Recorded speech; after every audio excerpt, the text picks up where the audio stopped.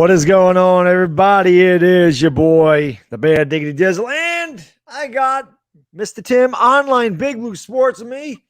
We're going to try to figure out this damn debacle that we call the New York Giants. And what is going on Sunday? Joe Judge is in the house. I see him in the chat. My man, Roldy Lewis, Dominic Pope, Dominic Daltilio, AB, Rhonda Lee, Steve Anderson, Range 4, King Trizzy, Sean G, Adam Roldan, Anthony DeSantis, Big Vito. Big Vito's always there. Big Vito. Yeah, he gets the whole schnozola thing. That's the Italian thing. Batgirl, what's going on, my lady? Mike Fiore, Talking Sports Atlanta, KP, New York Man, Matthew Mabry, Sean G, diehard Giants fan, John Williams, Max Warner, Ian Graham, Mateo Gallardo, Super Mario, Dan D. How about Giancarlo, Dan D? Giants fan, what's going on, everybody? Thank you so much for being here. I really do appreciate it. And Tim, thank you for coming on the channel and taking some time out of your busy day. I know you're a busy man, so I appreciate taking time to come on here and vent a little bit and help me figure out the Giants, help us figure out the Giants, whatever the hell you want to, however you want to say. But so let's get to it. I don't know how to figure out the Giants. Well, I'm going to say this. I'm going to put you on the spot right away. Put me on the spot right away. Right away. Outside of John Mara, who do you think is the biggest problem with the Giants? That's easy. Joe Judge. Okay. Not even going to debate it. It also, and like I said, everyone's fire Jason Garrett. And I just did a video a few minutes ago. I said, you can't throw the baby out with the bathwater. You can't sit there and say that Jason Garrett's the problem. You can't say that Patrick Graham's the problem. You can't say that Mara's the problem. You can't say that Gettleman's the problem, because you know what the problem is? It all starts with the guy standing on the sidelines, calling the plays, calling the shots, because everything that the Giants do is based off of a philosophy of Joe Judge. It's not Jason Garrett sitting there like, I'm going to run whatever I want to run because that's just what I am. No, right. It's based off of an entire offensive philosophy and an edict dictated via the head coach. Yeah, I completely agree, because one thing people say all the time is he was good at Pat Shurmur's scheme. Well, Pat Shurmur wasn't the offensive coordinator. So how can you say that? Right. How can people say, hey, he was good with Pat Shurmur, he was good at Pat Shurmur's scheme, but Pat Shurmur wasn't the OC. Right. But you're going to blame Jason Garrett, who's the OC, but this is obviously Joe Judge's system. And you can see the conservativeness when you don't go for it on 4th and 3 from the 39. Who's the conservative one? Punt. How the hell do you punt there? I mean, I'm going to play smash mouth football for 60 minutes and we're going to show these people. Okay, you know what? That showed me your coaching scared. And I'm tired of the defensive timeouts. I think they did a statistic about it that the number of completions in plays after the Giants have called timeouts are in favor of the other team. So it's not like they're looking at what they're going to run and, all of a sudden, like, we're going to call timeout and then figure out, okay, this is the defense that we're going to call. It's not working. It's the same thing with like I said before, the Harry High School shit of trying to draw them offsides on 4th down. How many times have we seen that? It doesn't work. It's not high school. And God forbid it worked once. I think he'll do at least 15 times a game. Yeah, I don't. It ticks me off, the defensive timeouts. I don't know how many times we call a damn defensive timeout when, like, there was 2 seconds on the game clock, and the Giants called a defensive timeout when Atlanta wasn't ready to go. Yep. And I'm like, why are you doing that? And then, of course, they convert. I mean, every time we call a defensive timeout, they convert. Every time. They take a timeout before the half. What for? 3rd down, 7 goals. Not the one to punt. Yeah, we're going to kick it from the half-yard line instead of the 1-yard line. I know. I don't. Yeah, he's. I got all over Shurmur about the way he mismanaged timeouts. I remember going to the Jets game a couple years ago, and he burned them all with 5 minutes to go in the 4th quarter. And I'm like, what are you doing? But Joe Judge, it's like they don't matter. Let's throw a challenge out here. Throw a challenge flag at a scoring play, and let's whatever. I'll just take a timeout here. It's like they don't matter to him, and we're not up big. We're in the last 2 games, we've been close. We may need those timeouts at the end of the game. And obviously that costs you. You may not be thinking about it, with 11 minutes to go in the 4th quarter, but they mean something. So, I agree. I mean, it's funny because I really liked his philosophy coming in. I like the things that he say, but again, it's a lot of talk and no substance. This team is extremely undisciplined for a guy that preaches discipline. That's the way Coughlin was when Coughlin first got here. He's always like Strahan called him, a tyrant. Yep. And they, they were very undisciplined. And they softened up a little bit and they got better. But like, I don't know, man. Is there any fix in this team? The issue is that we have one of the largest coaching staffs in the league. We have the most amount, if not the most amount of assistant coaches. You would think with that type of pedigree that they brought in. Now, most of these guys are failed college head coaches that are coming in here. Mm-hmm. But to your point, you would think you would be preaching, or you would be able to have the ability, to have someone have discipline. But it's almost like we've gone. It was actually funny because someone said that this reminds them of Rich Kotite with the Jets, how bad the discipline was on that team. And I've said this, I didn't like the Joe Judge hire. I've been on record with that since day one. I loved it when people said that, he won the opening press conference. And I said, you know what? I'd rather have him win games than the opening press conference. Right. And I've said the same thing about the quarterback. Well, he's a nice guy. I've said it a million times. I'd rather have an asshole for a quarterback who can read defenses. Yeah.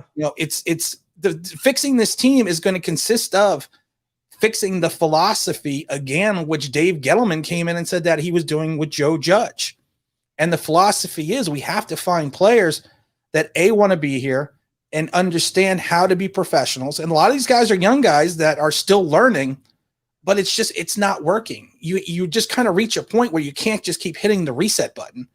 And in week 3, who the hell thought that we'd be talking about losing to Atlanta and hitting the reset button again? Yeah, I mean, at this point, like, I don't know what the hell to do. You wear your welcome, right? You wear out your welcome very quick in New York. Like, you can get away with it, talking tough and everything else, but eventually, fans want to see results, and we haven't seen these results at all, and we haven't seen them in years though. Like, it's at the beginning of the year, I was not happy that we lost to them. I'm never happy when we lose. And people are like, oh, it's just one game, bad dog. It's just one game. And I'm like, it's not one game. Like, it's a pattern. It's one game in 2021, but last year we were bad. The year before we were bad. The year before that we were bad. 2017 we were bad. What do you mean it's one game? And now I say those people that say it's one game. Now what is it? Oh, it's only 3 games. I mean, when does it stop? Well, that's the thing. It doesn't stop. And one of the issues is right off the bat with the Giants is they don't seem – going back to the Parcells days and even going back to the Coughlin days, the Giants always made adjustments. They always made great, especially when Ron Earhart was around, they would make wonderful defensive and offensive adjustments. They don't do that. The Cleveland game, preseason game, gave the league the textbook on how to beat the Giants. And I've said this repeatedly because we have no edge and we have no outside linebackers. It's off tackle right, off tackle left, bust it up the middle, throw the ball deep. And that's what Cleveland did. And that's what everyone is basically doing because they know we can't contain the edge. They know we have no outside pass rush. Ojulari will get a play here and there, but he's not consistent with anything else. And it just showed how to attack the Giants defensively. And Patrick Graham is not adjusting. At one point in time, but the first game of the season, he barely played Peppers. And he started to move him more into the rotation now, but he's supposed to be one of your defensive stalwarts who played almost 100% of the plays last year. And you had him in for like 60%, 80%. I mean, why? I mean, what's the reason and rationale taking one of your most athletic players who can help maintain the edge against a run, especially with our ends with O'Shea and Lorenzo Carter are not able to maintain and hold that point of attack? We just don't make adjustments anymore. Yeah, it's ridiculous, man. That reminds me of like when Betcher was here. They never made adjustments. Exactly. And Betcher used to piss me off because I'm like, how do you – again, it's insanity. Like, how do you keep doing the same thing over and over and you think it's going to change? Yep. Like 4th and 3, you're going to punt. Stop playing. The conservative – it's not working, guys. It doesn't work. And what do you have to lose? You're 0-3. So what happens? So you don't make it. They get it at the 39. Yep. What's the difference? They had it at 2, and the next thing you know, they're at the 37. So what the hell was the difference? What did we gain? Nothing. You're playing the percentages in regards to field position, but at that point in time, at the 38, to your point, unless the punt is down inside the 5, what are they going to have the ball to 18, the 19? So what we're talking maybe a 20-yard difference between field position instead of trying to kick the field goal when Ganoa-Matic has been just knocking through everything. And, right. And like I said, to me, it's almost like in some ways they play scared. Yes. Daniel Jones, and I know a lot of people love Daniel Jones. I'm not a Daniel Jones hater, but Kurt Warner, I don't know if you saw the video, did a great video, broke down the Washington game. Mm-hmm. And it was a 17-minute video, and he showed everything that the Giants offense did wrong. And like 2 minutes of it was Jason Garrett. And all you saw on Twitter sphere was, oh, Jason Garrett needs to be fired. Look at that. He's pointing it out. But they missed the other 15 minutes where Kurt Warner showed on multiple occasions Daniel Jones was single coverage on both sidelines, and he checked down. Mm-hmm. Like 6 or 7 times. I mean, you have to play where you're just going to throw the ball. Baker Mayfield's great example. Kyler Murray, great example. I used that in a video the other day. They throw the ball down the field. They get the interception. You know what? They come back slinging the next play. Yes.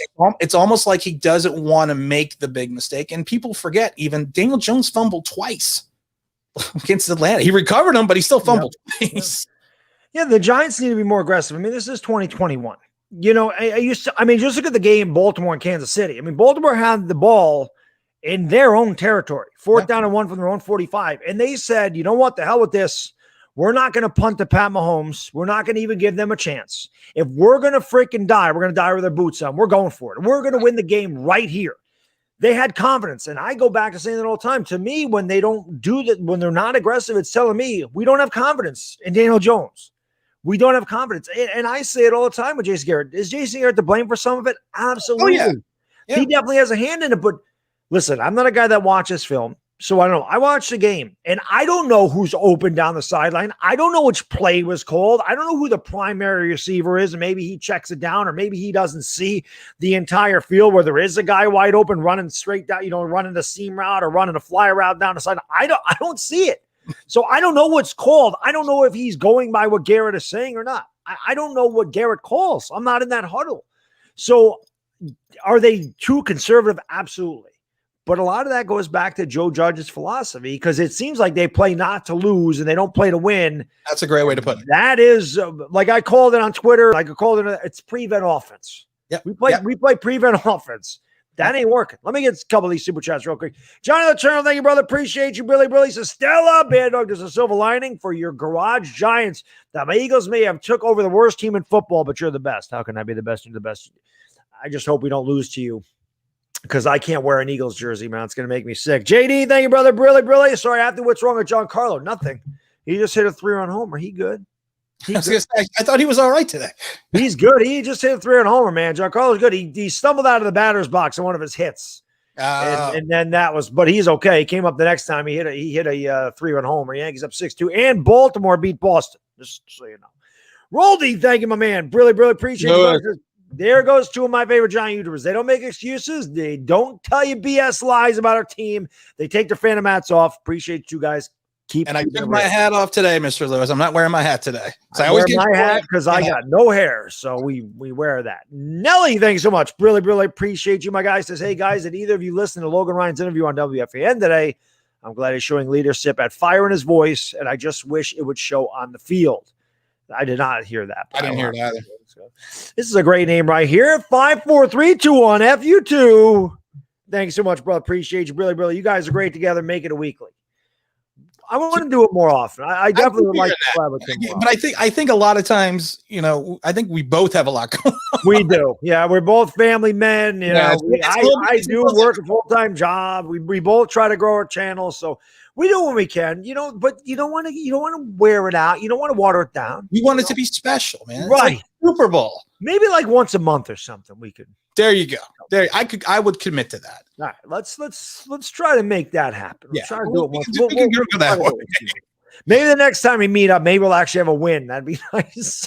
Well, I think the next time we should do a show if they win, because right. I think November we might not be able to work together the rest of the year, so we better not commit November 26th. I'm going with the Eagle game, or is it November 21st? I hope so. Yeah, I hope so. I'm going to be at that game, so they better win that one. Benjamin, thank you, brother. Appreciate you, really. I'll always root for you guys, except for week 6. He's a Rams fan. Oh, okay. He says, I won't ever root for either Brandon Rodgers, trash 69ers, or Jared Williams lovers, the stinky 0-16 Browns. What 16-year-old streams tennis? I don't know. I like this, though. It's the amazing guy. He says the Giants are still going 11-6. Oh, I love those people. I mean, I get them all the time. That it's like, well, we're going to win 10 games still. And I'm like, oh, okay. I would love it. It would be a great turnaround. Joe Costantino says, why is John Mara okay with losing and scared to go from the outside to have someone that has a brain to run this organization? You think that's just because he's old school guy and he's scared of losing? I think that I think you've said it before. I don't think they're in the 21st century philosophy of running the team as an organization. And people are like, well, let's have Tisch take over. And I don't know if Tisch is I don't know if he's going to be any worse, but I don't know if he's going to be any better. I mean, you're going back to, to John and Wellington and all the Maras before them, they seem to progress with the times. I mean, Wellington, there's always a great story about Wellington Mara, who went to Pete Rozelle in the 70s and said, hey, listen, we suck.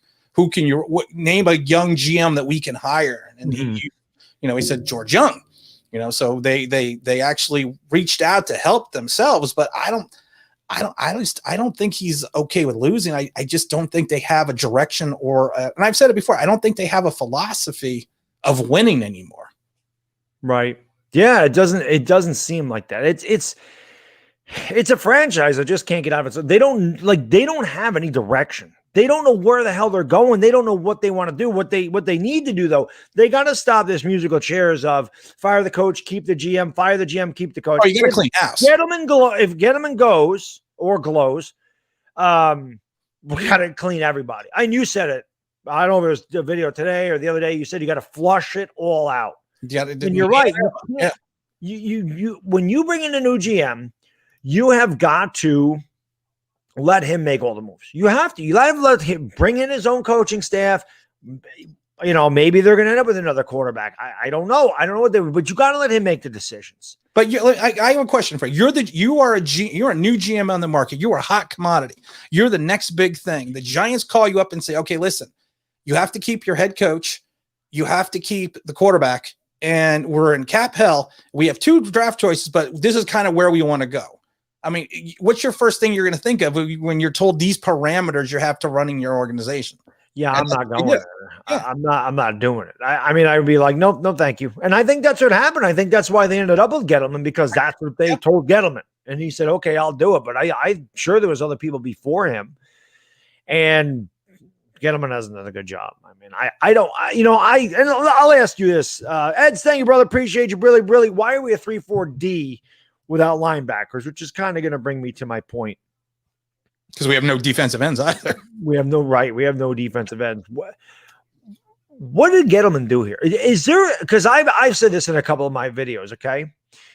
Do you look at this team and say, this guy's a Giant for the rest of his career? Is there one guy you look at and go, he's going to be a Giant for the rest of his career, or I want him to be a Giant for the rest of his career? This guy is a game changer. We have got to hold on to this guy. Do we have one player on this team that you would say, can't let this guy walk? No. Yeah. There's not a player on this team that even with Barkley, there's not a player on this team I would not trade if I thought it could make the team better, because there's not I know he's touched by the hand of God. He's a gold jacketer, Barkley, but you had one good season. You had an okay second season. You're coming off an ACL after after being hurt. I mean, he's not untouchable. And then I can't think of anyone even home. Now, the bigger question is there anyone homegrown via the draft who we want to keep? Mm-hmm. And I can't think of anyone. And I've said this, and I've always get blasted for. I get blasted for everything, though. But me too. It's okay. But I always say Gettleman has been drafting for projected talent, not immediate NFL talent. Exactly. And he just keeps saying, well, Matt's gonna mature and he's gonna be a tackle, he's gonna be a guard, or I'm gonna make this guy into O'Shane Zimenez, I'm gonna take him, and he's gonna, even though he had one move at Old Dominion, we're gonna teach him how to do this. But it's always guys that are gonna be 3-4 years down the road. And I said this before, if you are a team, especially this year, if we really were emphasizing on winning besides wasting all of our salary cap, you would have picked guys that you would fit into the system that could play immediately and contribute, not contribute 2-3 years down the road. Like Kadarius Toney. Yes. Kadarius Toney, to me, I loved the trade to get the draft capital. But I'm sitting there going, number one, you just gave Golladay $72 million. Yep. And number two, you don't draft a project when you've won 20 games in 4 years. Right. You need to draft guys that are immediate impacts in the first round. Yep. Immediate. Kadarius Toney, people like, oh, he doesn't know the playbook. he doesn't know this, he doesn't know that. But isn't that their job to figure out his character when they interview him and say, this guy's going to come in, he's going to learn it. You know, they say he works hard in practice. They say all the right stuff, but why the hell can't he? Why, like you said, why the hell are they going to Colin Johnson, who just got to the team? Well, he didn't play in training camp, bad dog. You know, he's not ready. Colin Johnson just got signed last week at 5 catches. I had to look up the hell who number 15 was. I swear to God, I thought it was Golden Tate.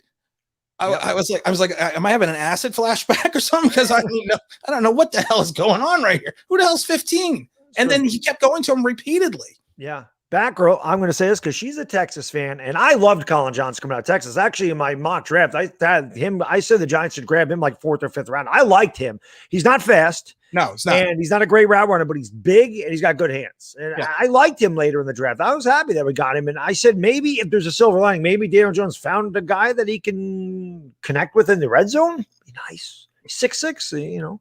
Batgirl says, Bad Dog, you ever just want to sit out a game? You know your team may lose and save yourself the anxiety and frustration. The hell no.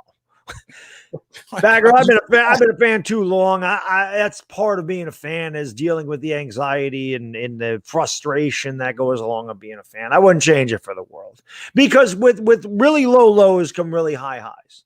You know, I've seen really high highs for a lot of my teams. I haven't dealt with this with the Giants. You know, I know Tim's a little older than me. He experienced the 70s Giants. I got lucky. I didn't start watching them until I was 8 in 1984. They were good then. Yep. They had already, all the crap was behind him, and they went on a big roll for 9-7. First time Phil Simms threw for 400 yards. First time in the playoffs since 81. I mean, that was a good year to start watching the Giants. Yeah, 84. Yeah. It was, Pimp, thank you, brother. Appreciate you. Really. Chris Candy said on ESPN this morning that he can't see a win on the schedule for the next 8 weeks, and he can't see a new GM not taking his own quarterback. I got to say this, though. I would not want a quarterback from this class. I don't think this class is good. And I was a big Spencer Rattler guy, but I'm a big Oklahoma guy, and I'm watching Rattler play, and no. I'm a Malik Willis guy, and I think everyone that watches my channel knows, because I always say Malik Willis every time we talk about the draft, because I know he's coming out of Liberty. I know he transferred over. I know he's only got 1 year starting, and I know he got stopped on the one against Syracuse this weekend, but if you're looking for a guy that's kind of like Lamar Jackson, but a little bit smaller, but who actually has some accuracy and some playmaking ability, if you're going to take him later in the first round, I think he could be a steal of a pick for the Giants. Yeah, we'll see. I mean, it'll be interesting to see what they do. I was talking about this the other night in live stream. It sucks that we're not even in October, and here we are talking about firing people, talking about the draft. I say it every year. The Yankee season ends after the Giants season. Yankees been playing since April. Their season's still going. Giants started in September, and it's over. I mean, it's so stupid, and it's every year this is happening. You know, it's tiring after a while, man. I just get so sick of it. By the way, if you guys haven't done so, we got almost 500 in here, so thank you so much for watching. You hit the thumbs up. That always helps out the stream. Make sure you guys, it's in the description. I'm sure my mods will be dropping it throughout the stream. Make sure you subscribe to Online Big Blue Sports, because like I said, man, I respect him. He's got the same type of philosophy that I do, as far as being an extremely unbiased, doesn't mind calling out the team when he needs to, doesn't mind criticizing anybody, whether it's the number 1 guy or the number 53 guy. Just like me. I don't care if you're number 1 or you're getting water. If you do a bad job, I'm going to tell you do a bad job. Good job. I'm going to tell you do a good job. So I respect that. I mean, I think we're older school guy. You know, we've been around a little while. So. We got a little more, dings on the pelt. I mean, right, a little bit more experience. Yeah, a little bit, but a little bit too much. A little long in the tooth. Yeah, I'm still missing some. So that's what happens when you hit you in the mouth. They fall out. Abe Froman, thank you, brother. Appreciate you, really. What is it going to take to put Parrott in? He can't be worse than Solder. Saw a breakdown Skinner did, and Solder is awful. Yeah. Can't imagine Parrott is that bad. What do you think about projected talent over immediate talent? He's not ready. I mean, if he was actually ready, they did a good job last year putting him into situations where he could excel, except for the Eagle game where he got exposed a few times, almost got Daniel Jones killed. But you can't keep rotating in your offensive lineman, and he's just not ready. And I know he bulked up. I know he got bigger. He was in the weight room, but that doesn't equate to you actually playing better. Right. Yeah, I mean, like you said, I think it's immediate overprojected. And I think they felt like Solder was the best option going into the year because he was a veteran with a mishmash offensive line, and obviously got even thinner than my damn hairline with the injuries that happened. And now we got Billy Price, who's an absolute disaster. And he's well, you know what they said about him in Cincinnati because he was terrible. They said he went from horrible to adequate, and evidently he's gone back to horrible again. Yes, he did. Jonathan, thank you for the $2. Boom! Appreciate you, my man. Olivia, this is actually a really good point. Thank you so much, my lady. Really, really. Andrew Thomas is a really good left tackle. He has played very well, I think. I think that is a good pick. And I think that he is starting to come into form. I thought he started to at the end of last year. Like, I know he had the really bad game against the Patriots. Oh, yeah. And everybody panicked. And I wasn't happy, don't get me wrong, but I was like, it's preseason. I mean, he's not that bad. He wasn't as bad as he showed in that game. And he's been pretty solid. So if nothing else, maybe that's the silver lining. Well, I really do think the ankle injury affected him because I said it multiple times last season. If you watched him play, he seemed to almost be a second slow off the ball from where he played in college. And he had, and I called it even during the preseason. He seemed to have a little giddy up, he almost has like a little stutter step for a while when he was going backwards, when he was going into his pass blocking stance, and he seemed to have gotten away from that. And I definitely think that's part of coaching, but I think that ankle injury, like I said, kind of delayed him. Or maybe he didn't trust putting his weight fully on pass protection going back on that. Right. Whatever it is, he's played a lot better. I think Colombo had something to do with his poor performance at the beginning of this year too, Bloom, thanks so much. Papa Smurf, really, really. Build around Gano. It's time for our MVP to shine. He has been our MVP. Gano the toe. Mike, thank you, brother. Really, really. Well, we just answered that. Andrew Thomas, or does he suck now too? You guys are therapy? Well, I didn't say we were therapy. I just said, can we? I've never been called therapy. I usually have the therapy problem. I've called a lot of things. Right. I do the therapy streams where we just rant, but and kind of just get over the game. But tonight we're just talking about trying to fix and what's going on and where we go from here. But no, I think we just answered Mike. Yeah, I think both of us. I think Andrew Thomas has done a pretty damn good job so far. So, like I said, if there's a silver lining, it is that. Fat American. Really, really, can we trade you Bostic for Martinez? You can now. He's got a torn ACL. Sure. Anyone else is injured that you want? Yeah, that sucked. That was a bad injury, man. That was a shame. Blake's been pretty good for us. Well, yeah, when you go down like that and it's non-contact, it's automatically it's something bad with the knee. Yes. The only thing I can say is he was walking off. I'm like, maybe it's the cramp or something, but that ended up being. Well, it's funny. I tore my ACL the second time in college, and I had ACL replacement surgery a couple weeks after that. And I got my foot stuck in the turf, and I fell, and I got up, and then I was fine. I actually walked off the field, but then I was walking on the sidelines, and I just fell over.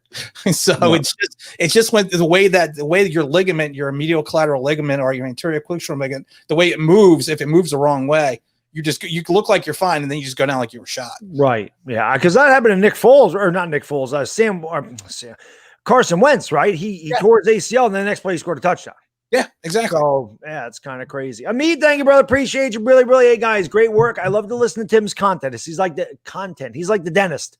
All Giants fan hate to listen to sarcasm because he gives us the painful truth, not the politically correct answer.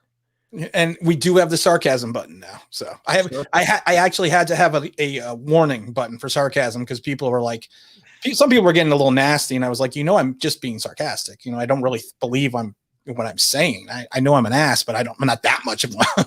Sarcasm is a great trait. I love sarcasm. I'm very sarcastic myself. I appreciate it. That's funny to me. Sarcasm is fun. Like, I don't find a lot of things funny. Sarcasm makes me laugh. Me too. I like sarcasm. It's good. Lou, thank you, brother. Really, really. I consider Ojulari homegrown. He has been pretty good too. Yeah. But he's only had, if you look at where he's playing, he has one play and then he's gone for 47 more. That's what they do. The Giants find something at work and they go, nope. Yeah. Nope. Can't do that. Oh, this ain't working. Keep away. Keep running that friggin' off right guard. Right. They were -2. Do it again. Yep. We're going to get it right one of these times. It'll happen. We broke that one. Don't do that again. That was a mistake. That throw deep down the sideline to Slayton or whatever. Don't do that again. That was a mistake. Let's not do that again. Scott says we're going 10-7. Trust me. Oh, Scott, he is the most optimistic person I've ever seen on my channel. That sounds a little bit like Joe Judge. Maybe Joe Judge would say that. I wish I could, Scott. It's hard to at this juncture, it's hard to see how we're getting 10 wins. To me, it's hard to see how we're getting 5, to be honest with you. Unless something completely changes around and this team just all of a sudden finds it, and they haven't had it in years. You said it's not just this year. I mean, we're going back years and years. Yeah, and like I said, I don't think either one of us is really like pointing the total blame of the last 10 years or so on Joe Judge. I think it's just he's just the unlucky special teams coach who probably shouldn't have been given a job that's here. Right. He took over a bad situation. Yeah. Kind of like Sherman. And he got stuck with a quarterback that he didn't want. But he didn't pick. People always forget about Shermer's first season, though. We had the lead in 5 games with under 2 minutes left, and we lost 4 of them. Yep. And I know one was on the record-breaking 60-something yard field goal, but still, I mean, that's. And they got 5 downs in that game. People forget that too. But at least because people always say, "Well, they play hard for Joe Judge." Well, they liked Pat Shermer too. They did like Pat Shermer, and you're getting the same results. Yep, they're not good. Stanton just hit another double there. Zachary, thank you, brother. Really, really appreciate you. Joe Judge is a track coach. Zach, he always throws that one out. he's something else. I'll tell you that. I mean, I ran track. He is. He run laps, baby. Well, I told him to run laps. I wonder if he ever did. I wonder if he ever listened to me.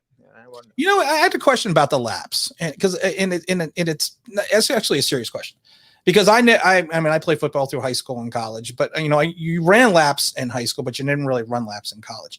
Do you think any of the issues in reference to some of the injuries we're having with the lower leg injuries are anywhere equated to, extracurricular activities such as running laps? Perhaps is. And the other thing, and that could be part of it. Chris Collinsworth mentioned this opening night. Players don't play in the preseason, and week 1 is usually really bad because and I screamed about this for years, that they're not in football shape. So of course they're going to get injured. They're not playing football. They're practicing. There's no contact in practice. You're not going full out in practice. You're not getting hit in practice. There's no more 2-a-days. These players are babied. And for me, the Giants weren't good enough to we can rest on our laurels and not play anybody.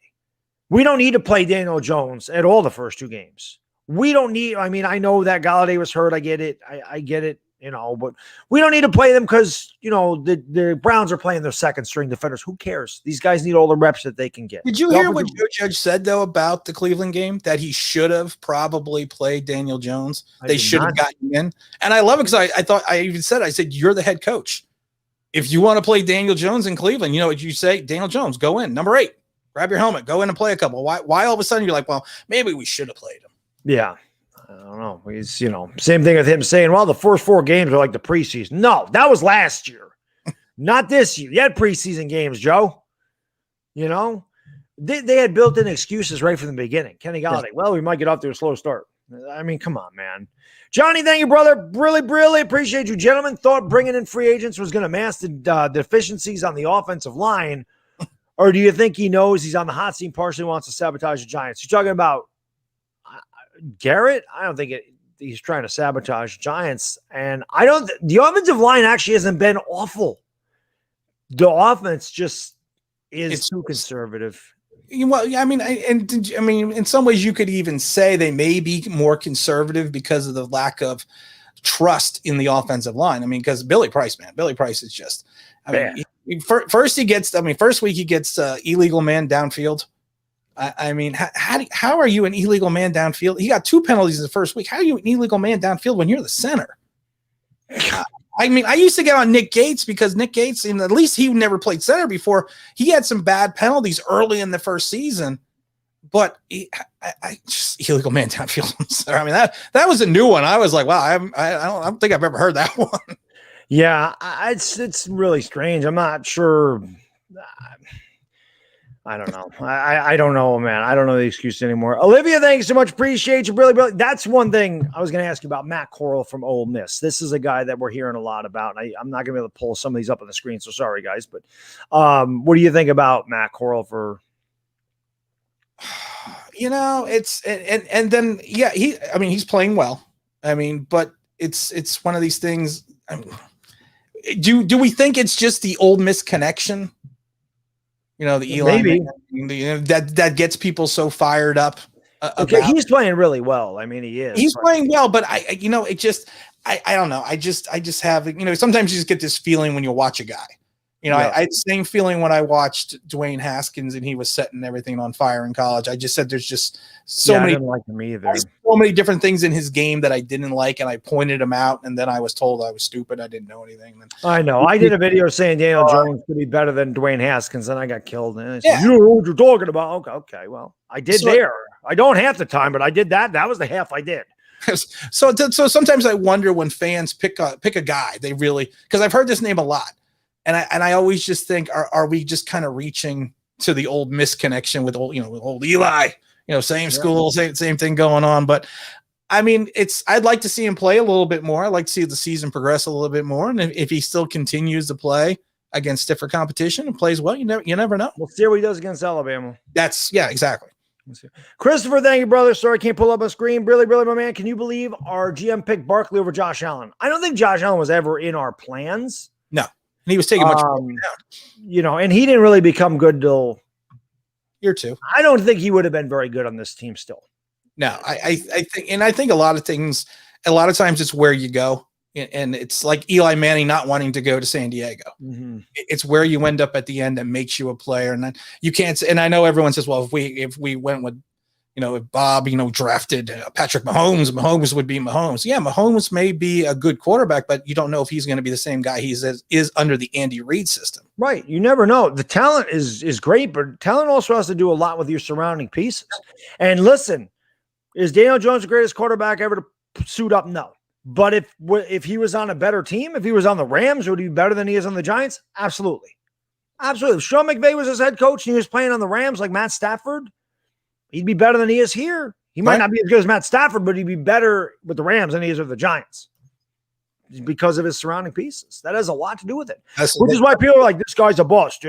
Trevor Lawrence sucks. Trevor Lawrence went to the Jaguars, man. What do you expect? Well, Urban Meyer needs to figure out you can run the ball. Urban Meyer sucks. That was a bad high. He'll be at USC next year. They ain't gonna work. I was gonna say he'll be in college next year. You have to run the ball. You have your rookie quarterback your first game throwing 56 times. Yep. Trevor Lawrence throws one of the prettiest spirals I've ever seen. Mm-hmm. And he could put the ball on a dime, but like you said, you can't just keep throwing the kid out there and hoping and praying that he's not going to get killed and he's going to carry the team. Right. John, thank you, brother. Really. He says Isaiah Wilson's working out for us. What the blank? Saw that. We don't have anybody. But that's the thing. I'm thinking about giving him a call. Right. Maybe we should. Pim, thank you, brother. Really. How do we fix the cap next year?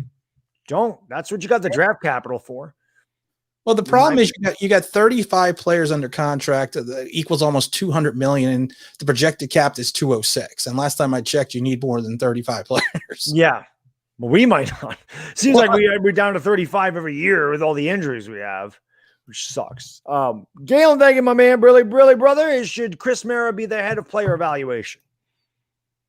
Couldn't be worse. I don't know. I don't know what his outside credentials are. Yeah, I don't either. Chef, thank you, my man. Appreciate you, brother. Really. Too many injuries due to too much conditioning. That goes back to Tim talking about the laps. That was me being sarcastic. Right. Yes. I didn't have a butt. Why have the soundboard but doesn't work on your show? It sucks because I like thou shalt not question Joe Judge. That's like my favorite. Whatever it is. How dare you question Joe Judge? How dare you question Joe Judge? I had to think about that myself. Fat American, thank you, my man. Really. He says, "Sigh. Cheers to both of our teams stinking." I don't know who your team is. I think it's an Eagles fan. I'm guessing. Yeah, but the Eagles got it. Thank you, my lady. Really. Would you have liked to have pushed harder for Matt Rule?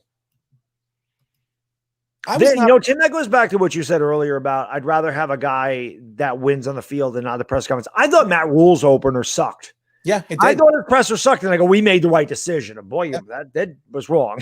Yeah. I was going to say, I mean, Matt Rule, I was never a huge fan of the hire, but I would have preferred that over Joe Judge, just because I just didn't like it's not that I didn't like him as a head coach. I didn't like the fact that he always seems to be money motivated. I mean, he took the big contract, big contract extension at Boston College, and then walks out and goes to Carolina. And then while he's in Carolina, he calls the Giants and said, "Hey, listen, I'm going to sign here unless you do this." Yep. Yeah. I didn't like that either. I didn't, that's just left a bad. I always thought he was a good coach. It's just left a bad taste. Yeah. Fat American, thank you, my man. Brilly. Please take Bostic. You can have for free. You can have Evan Ingram for Bostic. How's that? I actually want to ask you about that. You said you don't think Evan Ingram's that bad. I don't. From what the Giants have on the roster, Kyle Rudolph is washed up. He's done. And I said this the moment they signed him. He's washed. If you watch the last 2 seasons, everyone's like, well, he's going to be a big red zone target. He had 1 touchdown last year. And they're all going to say, well, they got Cook and they got this. Yeah, but you're using him as a red zone target. You got Caden Smith, which to me is a good third blocking tight end. What you're going to get from him is going to be 8 yards, and you may get another half a yard on the yak if he falls 4. You're not going to get anything else. Evan Ingram, while he has his problems and his warts, still has the ability to stretch the field and gives you a viable target in the middle of the field, and hopefully allows you to get single coverage on the outside that Daniel Jones will go to, even if you use him as a decoy. So he's better than any tight end that we have on the roster, and like I said, he fumbled. But then if you're going by that philosophy, Daniel Jones fumbled twice, and he's fumbled 947 times in 3 years. Yeah. He's had a hard time hanging on to the ball. There's no doubt about that. Ed's saying, my man, Brilly judges a panic pick 10 minutes after the Rule got hired. I actually said that. Okay. I said, because I wanted Eric Bieniemy. That would have been a good one too.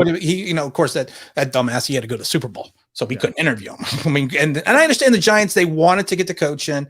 They wanted to get the draft going. They didn't want to wait till after the Super Bowl, but I thought he would have been a better mentor or tutor for Daniel Jones. Yeah, that could be.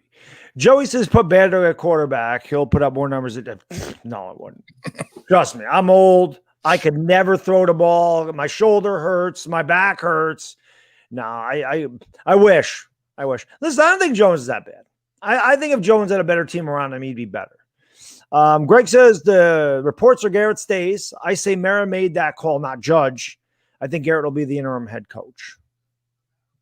Someone else told me that. They thought that. And I thought they were crazy, and I actually still think they're crazy because I don't think he's staying. I think Judge has shown, and one thing I do like about Judge is he's shown that if there was an issue with an assistant or, like Colombo, he got rid of him. It wasn't running to management saying, I'm going to get rid of this guy. He just basically dumped him. And I think if he would tell Gettleman or Mara that he's getting rid of Jason Garrett, he would. But people that love Daniel Jones seem to forget the fact that his passing percentage has been over, 90%. He's got a 90 rating, over 90 rating for the last 3 games. So he's kind of shown a progression. And the idea, of course, is to win games, but the idea is to develop your young quarterback. And if you go by statistically, some ways Jason Garrett is developing Daniel Jones over last year. Yeah, it's true. Fabian says, are we going 0-6? Probably. Telling you, I got Philadelphia marked and circled for number 1 for winning. If we win 2 games this year in Philly, we're only going to win 2 games. Let them both be against Philadelphia. If Jameis Winston is the Jameis Winston from week 2 and not week 1 and week 3, we may, and we can figure out a way to contain Alvin Kamara, we might have a chance. But like I said, if he's Jameis Winston from week 1 or week 3, then we got no shot now. Abe, thank you, my man. Appreciate you, brother. Banks had a great interview on WFAN. Says no alphas in the locker room. I'm an alpha. I don't know. I can't play, but I can be an alpha. He says we need to play more angry. Also need to have the tough combo with Saquon. Listen, I did a video last year. Tim, you talk about getting killed all the time. I did a video last year saying the Giants should listen to trade offers for Saquon Barkley. I got killed.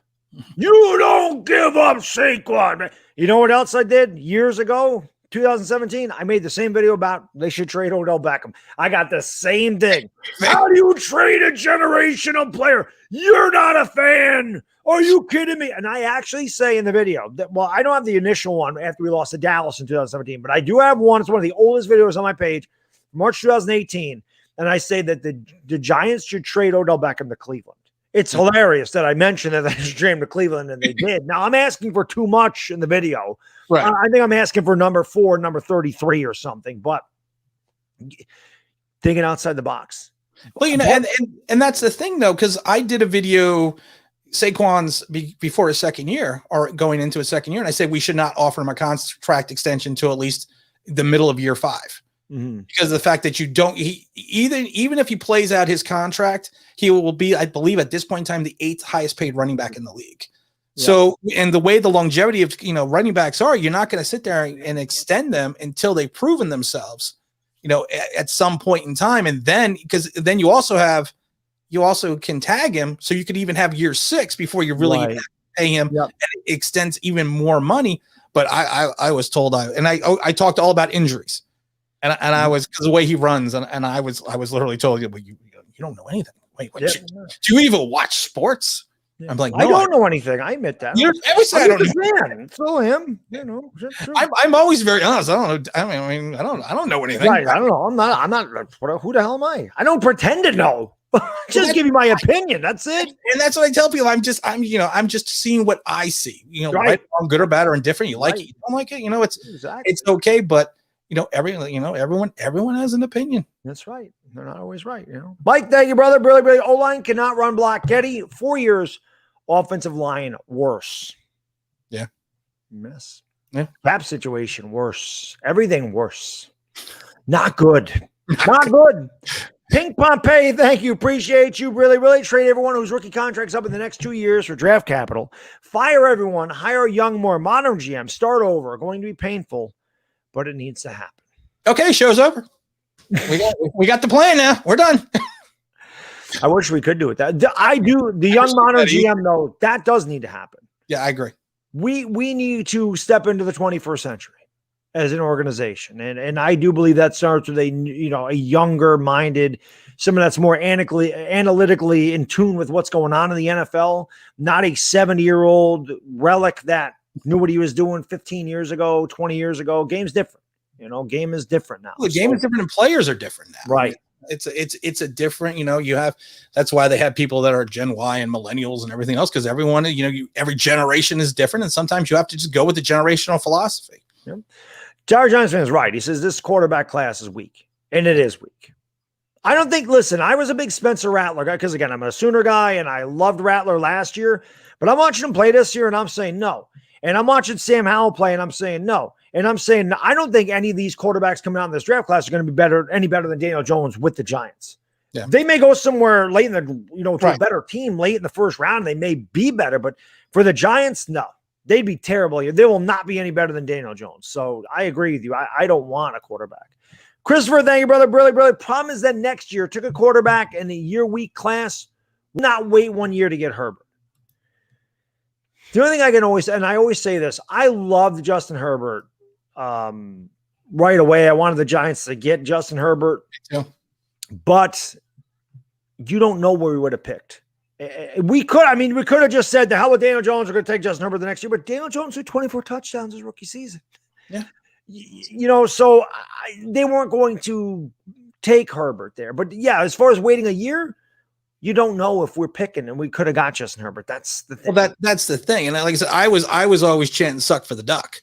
And then what does he do? What does the idiot do? He goes to college. He goes back to college. Who does that? I know he did because he could play with his brother. That was why he went back. Yeah, but I mean, it's and to your point, you don't know where he would have ended up. And Daniel Jones had a good rookie season. Yeah, he definitely had something you look at and go, we can build with this guy. Right. And it's just unfortunate he didn't have a good year, but he is getting better. It's just the pieces around him are regressing. Yeah. It's weird. Zeke, thank you, my man. Appreciate you. Really. Barkley was the biggest mistake Dave Ginnam made because every bad decision after that was to try to make up for the Saquon Barkley pick. It's a snowball effect. What did you think of that pick? Like, I've been on record. I admit I loved the pick. I wanted Saquon Barkley. I did not want Sam Darnold. I did not want Josh Rosen. Yep. I did like Quentin Nelson, but I didn't think that you should take him second. I said I liked the Saquon Barkley pick. I'm not going to sit here and just go, oh, I didn't like it. I loved it. What were your thoughts I loved the pick. I mean, I was actually I remember it clearly because I was in a suite in Atlantic City, and I was watching with my son. And it was funny though, because they baked the pick, and I thought it was the greatest pick in the world. I mean, I was ecstatic by it. And I understood the philosophy. You never take a running back that high because of the injuries and the contract value and everything else. But I thought for the Giants, after everything that was going on and had been going on with Eli, he was a guy that was going to be a breath of fresh air coming into the team. And I laugh because anyone that watches my channel now understands and remembers I have baby Saquon. So baby Saquon always comes onto the show and gives me a big shout out because he loves me, because I'm his favorite Giant YouTuber. But I love the pick. But in hindsight, yeah, it was probably not the right direction. Right. Brandon Arrigo, thank you, buddy. Couldn't get up on the screen. Thank you so much. He says Malik Willis for the win. Malik Willis, man, I'm telling you, Malik Willis. Easy does it. Thank you so much. Appreciate you, my man. Really, we're seeing the effects of that Barkley pick now. We clearly don't have anyone willing to take chances and have a set plan for the roster that Jason Garrett needs to be fired immediately. What do we draft Tony for and sign Kenny? I guess your guess is as good as ours, because I said the same thing. If you're going to pay $72 million, why are you taking a project at number 12? It didn't make sense. He had one good year in Florida, and a lot of people said he had a good year because of Kyle Pitts. And it was also, to me, it was the COVID year, and he had 3 bad seasons before that. But I had a question about the Kenny signed the $72 million. I was always against it. And the reason I was against it, and I was just curious what you thought, was he went into the building. He never left the building. And it was almost like the Giants were really the only suitors for him, and he wasn't leaving until he got a contract. And I talked to people that are big Detroit Lion fans, and nobody was unhappy that he left Detroit. And a lot of people thought that he could have played through the hip pointer. Mm-hmm. And one of the biggest things that I had a problem with is with the hip pointer. If you know football, that can turn into a degenerative issue because of the femoral artery and everything else that goes into your leg. And of course, then he's got a hip problem now.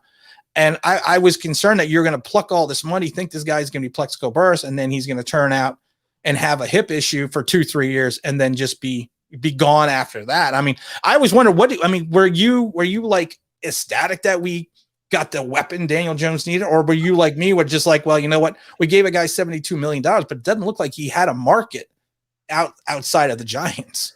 I was very happy, and I figured because everybody was talking about Daniel Jones was never number 1, he doesn't have number 1, and I'm thinking he's got a big target. I was thinking I didn't know if Galladay would be Burris, but I'm like, Eli Manning had that target a second year. Daniel Jones finally has a bigger target, finally has somebody that the defenses need to pay attention to a little bit. It should open up things for Sterling Shepard. I just felt like Galladay would help the rest of the team. I never thought about the degenerative hip, and I don't know anything about that stuff. So that never played into my mind. It never played into my mind that other people wanted him. I was just like, I wanted Kenny Galladay because I felt like we needed a pure number 1 receiver. I know he's not an explosive guy, but I felt like we needed that number 1 receiver and that he would help the other receivers. And it just, so far, it hasn't panned out. It's early. I hope that he lives up to that contract, but right now it's not looking good. Look what he's doing for Colin Johnson, though. Yeah, exactly. I love Colin Johnson. Like I said, I was a big fan of Colin Johnson. I hope Colin Johnson kicks ass. Yeah, I mean, we got Colin Johnson now doing him. What are we paying him? $500,000? Yeah. The math works out. It does. Timothy, yeah, together they're good. They're a good package together. Timothy, thank you, my man. Really, Garrett needs to grow a killer mustache. That'd be pretty awesome. Maybe he does. Amid, thank you, my man. Appreciate you, really. How's Parsons working out for the Cowgirls? Tim said we are going to regret this. It's coming to bite us in the butt. Mara love a bunch of church boys in the team, no rebels, to lead the bunch. That's why this team is soft. I also want a Micah Parsons. I really want a Micah Parsons. I'm a big defensive guy. So I mean, you knew that he was going to have problems in coverage, and he's been exposed a little bit. And he got exposed even during the Hall of Fame game. But I mean, even at the Hall of Fame game, I made the comment that I thought at one point in time I saw 2 number 11s on the field. Because he's just everywhere. He got a half a sack again last week. He's making plays. And I've said this before, if Dallas can ever figure out their secondary with the offense they have, they're going to take the division. I agree. I think they've looked pretty Pretty good. Yuri, man, thank you so much. Appreciate you. Really, really. I would trade Jason Garrett for David Cutcliffe for offense coordinator, which is not going to happen. Just give Kitchens the offense coordinator job. Now, I know you're not the biggest Kitchens fan. Well, you wait till Monday. I mean, wait till tomorrow. I got a great Kitchens video. There you go. Make sure you guys are subscribing to Online Big Blue Sports. Like I said, links in the description. I'm sure my mods have been dropping it throughout in the chat, but definitely make sure you guys subscribe to him. Like I said, he does great content. I always love to check out the videos. He knows what he's talking about. It may not always be what you want to hear, but we're a bad team, man. And I'm telling you, if we were 3-0, Tim wouldn't be killing the team. Right? If we were 1-2, we wouldn't be done. But what Freddie Kitchens, though, is, and most people don't understand, they always point to 2018, his big year as the offensive coordinator. He didn't really progress as a coordinator till later in the season. They were losing. They were scoring 12 points, 21 points, 18 points a game. And firing Jason and bringing in Kitchens is not going to change the playbook or the offensive philosophy. It's going to be the same. Right. It's not going to be any different. They're not going to install a whole new offense. And Kitchens isn't going to have an epiphany that, you know what, oh, we're going to do this, we're going to do that. Because, again, it's all predicated and built off of the Judge philosophy. Mm-hmm. I agree. Pimp, thank you, brother. Brilly. What do you think about Kayvon Tibbs from Oregon? I know a lot of people like Thibodeau.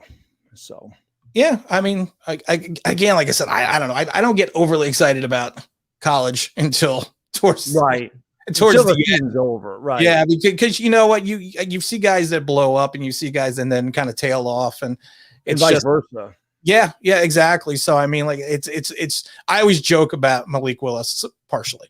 But like I said, I always I like to just wait at least to the bowl games. Yeah. Abe, thank you, brother. Brilly. Maybe there's a plan for Jason Garrett to take over for Dave Gettleman. I don't think that's happening. I can't see Jason Garrett being an offensive or a GM. No. I can't see that happening. Sumanaki, thank you, my man. Brilly. Coach Cower. I think he's a little too old. Well, they thought the same about Dick Vermeil.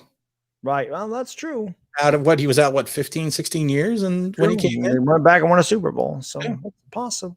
Ed's thinking, my man, Brilly, of course, could have taken Herbert. But yeah, but again, that's what I'm talking about, Mark, that Daniel Jones had a pretty good rookie season. You couldn't just be like, yeah, this guy sucks and throw him away after 24 touchdowns. Yeah. You know, that's why that was tough. I mean, in hindsight, yeah, now it's like, oh, we should have done that. But after he has 24 touchdowns, you figure as a rookie, he's going to have a share of turnovers. You got to get used to the league, got to get used to the defenses, got to get used to the speed. And he showed that he could put the ball in the end zone and that he did have a pretty good skill set. So you figured we could build on it. And it just hasn't happened, unfortunately. But it would have been hard to – and Dave Gettleman's not going to go, whoops, I screwed that up, so I'm going to dump him immediately and then take Justin Herbert. Well, it wasn't a Josh Rosen situation, you know, with like Kyler Murray. I mean, we was nowhere near that. You thought, and I thought, and everyone thought that they were going to build off the talent, and you know he was going to be our guy for the next 16 years. Right. Yep, I agree. Robert, thank you, my man. Appreciate you, brother. Brilly. A tough game for your Eagles last night. He says, what up, bad dog? Went to the game yesterday. I haven't gotten a butt whooping like that since the 5th grade when I got suspended. Cheers. One of the more classy Eagle fans on the YouTube is Robert Dredd. He's a good guy. And I love you, Robert, but that didn't hurt my feelings one bit. I got to be honest. It didn't hurt my feelings. And if Cowboys would have got beat like that, it wouldn't hurt my feelings either. I can tell you that. And when the Giants suck, it's just good to sit back and watch two teams I can't stand beat the hell out of each other. I guess that's kind of my therapy. Yuri, thank you, Brilly. Herbert's in a new scheme and balling out. His offense coordinator from the Saints, Joe Lombardi, and it's better than Jason Garrett's scheme. Different, yeah, but it's also different personnel. Yeah. I mean, they don't have a Keenan Allen. I can tell you that. There's some things that they have that we don't have talent wise. Richard, my man, thank you so much. Appreciate you, brother. Good win for your Cowboys last night. The Cowboys are by far the best team in this division. It's not close. Can you see the Giants going after Will McClay for GM? I'll be honest, I don't know anything about GMs. I really don't. I don't know about Will McClay. I'm not overly familiar.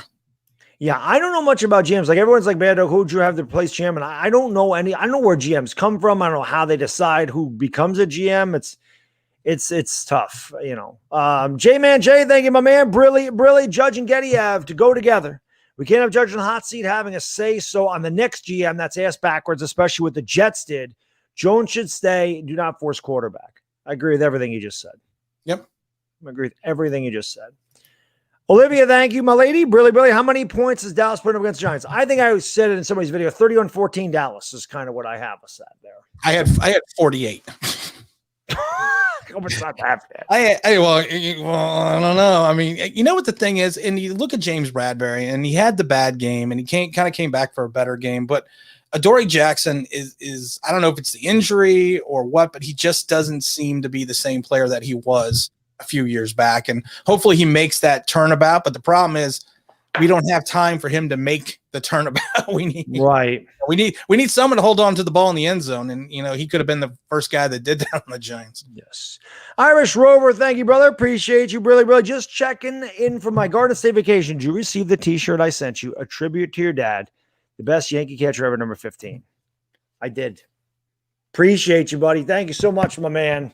I did receive it. You're the freaking man. I appreciate it, man. Thank you so much. Yeah, my wife ran down there on a Saturday. She got it. You're the man. I shouted you. I didn't know. I thought I would see you during the game. I don't remember seeing you during the game, but I really appreciate that, man. That is freaking awesome. And yes, my dad's favorite player was Thurman Munson. So you're the man. I really appreciate that, buddy. Thank you so much. And now I finally have something Munson that I can wear because I should have had some kind of Munson thing anyway. So I really appreciate that, man. That was really generous of you. Thank you so much for that. Appreciate it, man.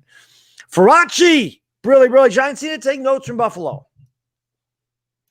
They're going to go draft Josh Allen? Something. You need to take notes from somebody. Yeah. Anybody. I mean, is there a GM in Buffalo? Yeah. I mean, God almighty. It's just maybe Saban could come in here, man. The construction worker Saber, thank you, brother. I'm 22-0 against my former assistants. Low Ludge and everything he puts. He always has to put an L in front of the name for loser. Low Ludge thought he was me. People that leave me become poverty. Only matters if you win. So poverty. You gotta love construction worker savings related to orphanage DeGrom and zookeeper Tiger Woods. He also comes in here. I never remember the initials. OEC. I know I'm getting that wrong. OEC. I forgot what. Mark, thank you, brother. Really. I meant weightier. Don't take DJ. I got you. But again, Mark, do we know where we would have picked? I don't know. Pim, thank you, brother. Really. My issue with Jones is 5th-year option extension in May. Do you think they extend it? I mean, if he continues to play the way he has and improves throughout the year this year, I think they probably would consider giving him a 5th-year option. I think unless he implodes, I think they're going to give it to him either way. I mean, unless there's like a catastrophic injury, unless all of a sudden he's, 23 fumbles and 48 interceptions, I think they're going to have to, because of the fact that you also want to try, if you think he's going to be anything, you want to maintain the quarterback because of the fact that you need to win within that first contract. Mm-hmm. I agree. Because you're going to have to pay him a lot. Like he's going to get a lot of money. They all do. So, he's going to get 35 million a year. Yeah. So, I mean, I know there's a lot of guys that like him and I understand that, but I always say, do you think about it? Do you want to give him $170 million for 5 years? Because that's probably what you're looking at. And that'd be cheap. Yeah. And everyone always says, well, that's overpaying. No, you're paying what the quarterback market at that point in time is dictating, saying with Eli Manning when he got all the money. Right. It's like, no, that's what quarterbacks are getting. And to your point, if Daniel Jones is average and they don't extend him and they give him that 5th year, you're right. He could get $33 million on an open market. Right. Master Grogu, thank you, my man. Really, what are your thoughts on Tate Crowder? You think he could step up with Martinez out? He's not going to be Martinez. I mean, that's just, Tate Crowder is a good player. He showed more than Carter Coughlin that first season, especially through the last 7-8 games when he came back from the hamstring. But he if you watched him play, and he had the green dot on the helmet, so he was calling the plays. It just wasn't the same. It just wasn't the same defense at that point in time when Blake went down. Right. Yeah, I agree. Afghanistan says we should have brought in Conklin in here. Back then, we should have got a center in the draft and a guard. To me, I thought that, I don't know if Azeez Ojulari would have been a reach at 20 or not. I don't know. When we ended up getting at 51, so maybe it would have been a reach, right? But looking back at it now, I wish I would have taken Ojulari And I was a big Creed Humphrey guy. Like, I freaking love Creed Humphrey. I'm just like, the Giants got to get this guy. He's a beast. He's a great center. I mean, the kid's a leader. He's strong. He's tough. And I know Nick Gates was a center, and I think Nick Gates did a really good job at center, but Nick Gates is a guard. And I'm like, you could have moved Nick Gates back to his natural position and brought in Creed Humphrey. Now, the guy that I'm looking at now is Tyler Lindenbaum from Iowa. He's also a center. Right. And I love him.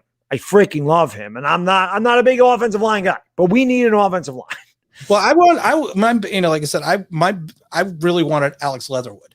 Mm-hmm. He went to the Raiders, and he's actually been playing fairly well. And the reason I wanted him was because of the fact that he had the versatility. He can move to positions. He can move to the tackle. He could play the guard.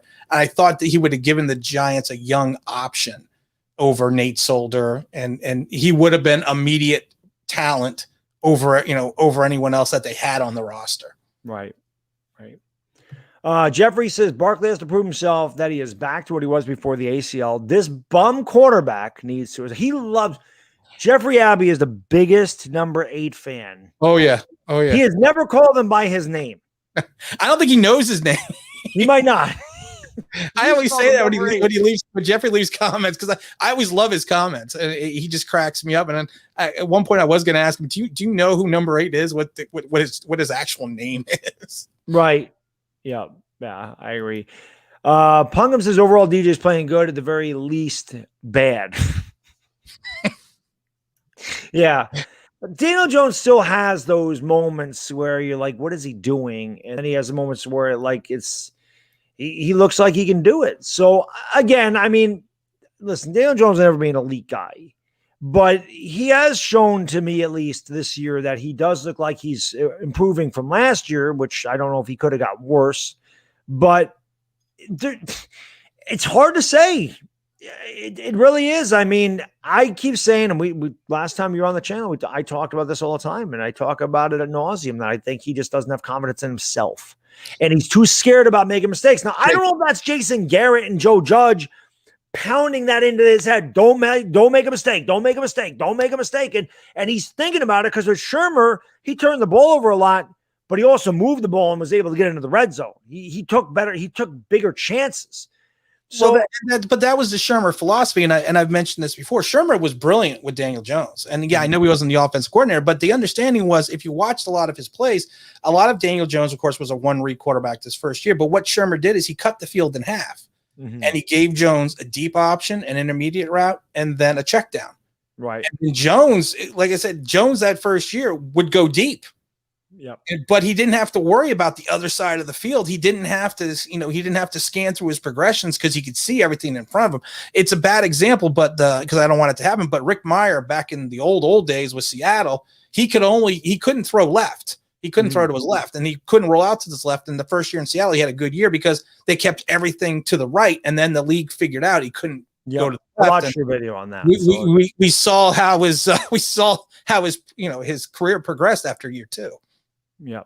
And you're right. I mean, the thing is, obviously, defenses, all you mentioned about Patrick Graham, that they figure out the scheme and you got to change it. Like you said, and I mentioned this too, not so much for Patrick Graham, but the 46 defense was unstoppable for 2 years. And then he realized screens and draws, they take themselves out of the play. Miami did it to him in 1985. Miami was the one team that did it to him in 85, put up 38 on him.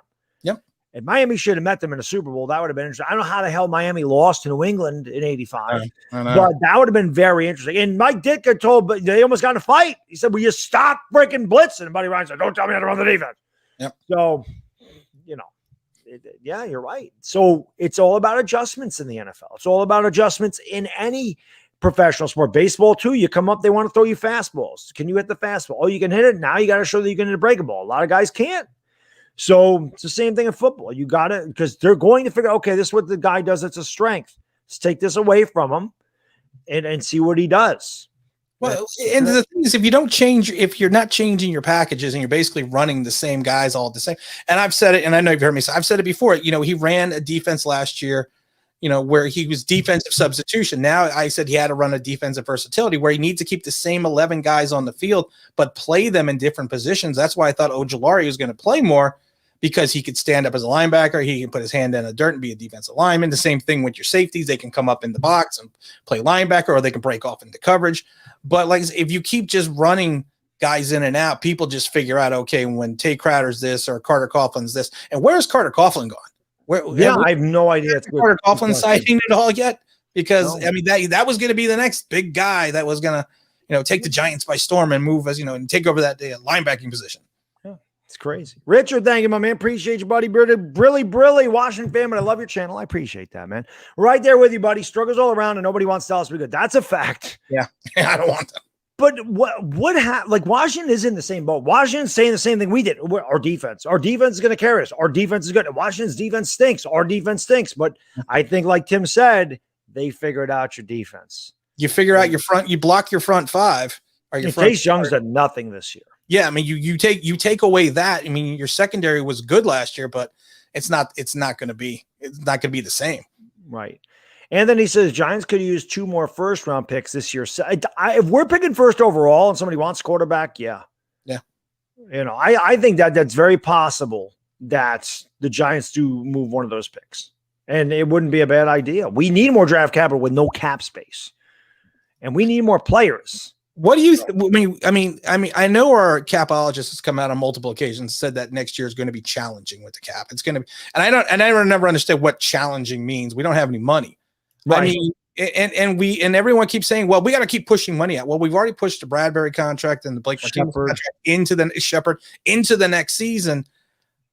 And I know tough choices have to be made, but if you're the GM, what are you going to do? I mean, are you going to try to extend Leonard Williams to try to move some of that money because he took all the money basically in year 2 and 3? Or are you going to try to trade Shepard even though you're going to take the dead cap? And that's the thing people don't understand. You're going to trade these guys. You're still going to take the dead cap, right, like we did with Odell. It was the same thing.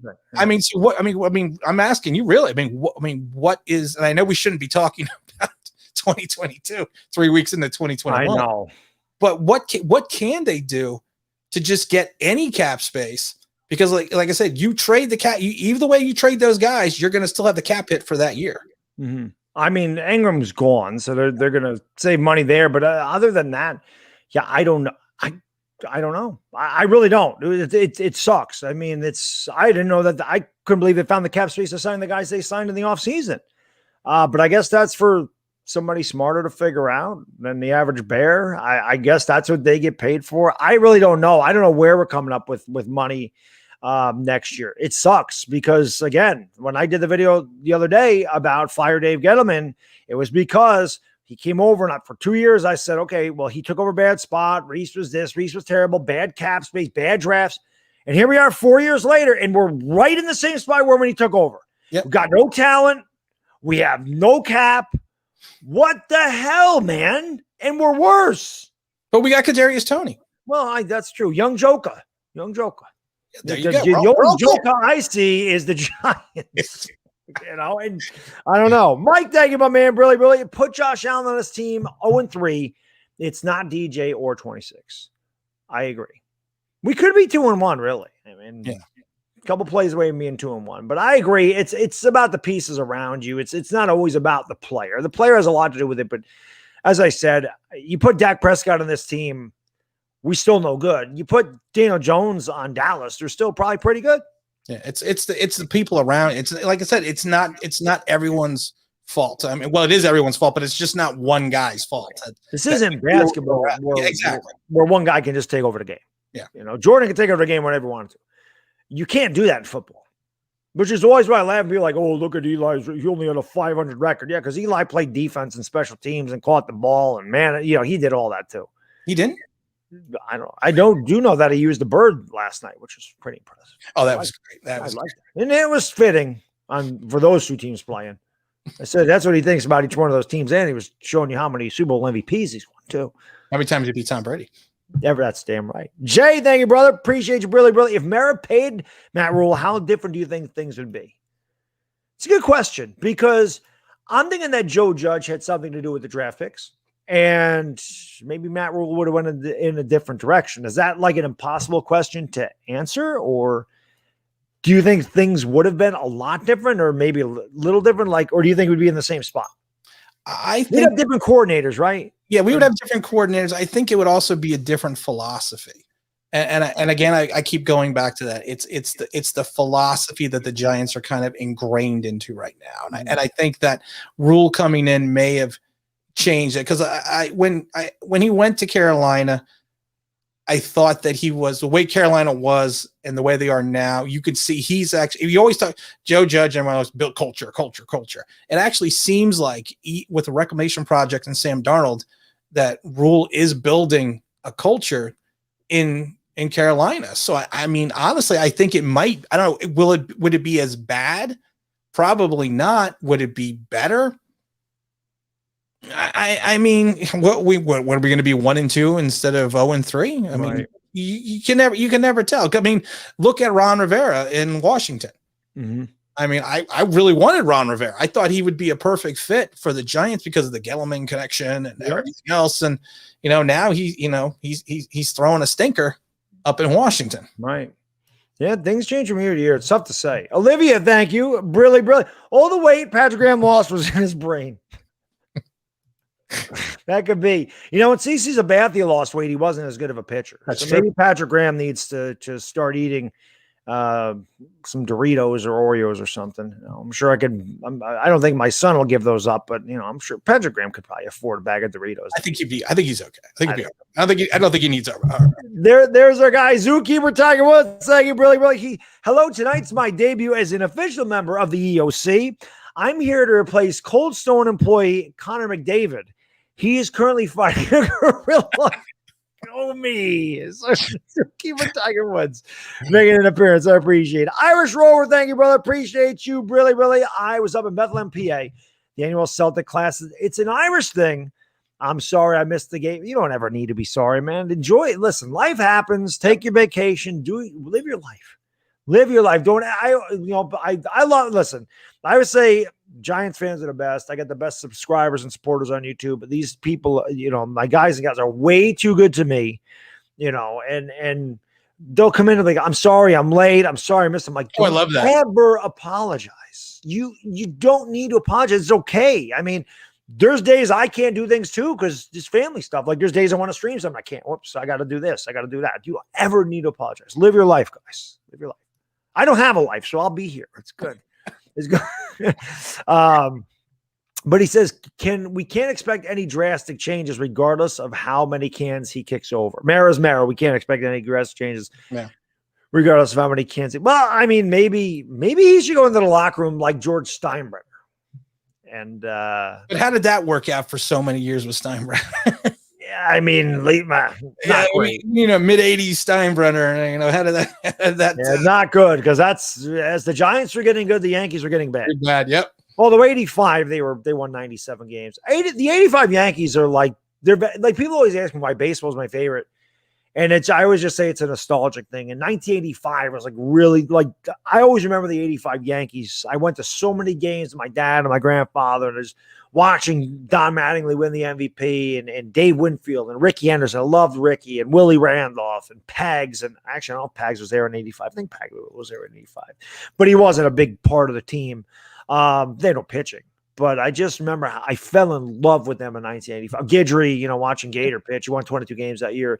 And I loved it. Well, that was actually that was a great season for baseball in New York because you had the Mets coming off the 84 season with the 90 wins. They were competing with St. Louis when they were in the division. And you had the Yankees actually were good, for that period of time. It was, the 85 season was probably one of my most favorite seasons in baseball because I'm a Mets fan. Right. So, yeah. I love I talk all the time about how much I like a lot of times I go to bed at night and I'll listen to I have a Major League Baseball, like a classic baseball playlist on my channel. Yeah. I have a ton of 86 Mets games. I loved the 86 Mets. And I, to this day, think the 86 playoffs of baseball are the greatest playoffs ever. The ALCS amazing. The NLCS amazing. The World Series amazing. Good stuff back then. Zoo-Abe, thank you. Brilly.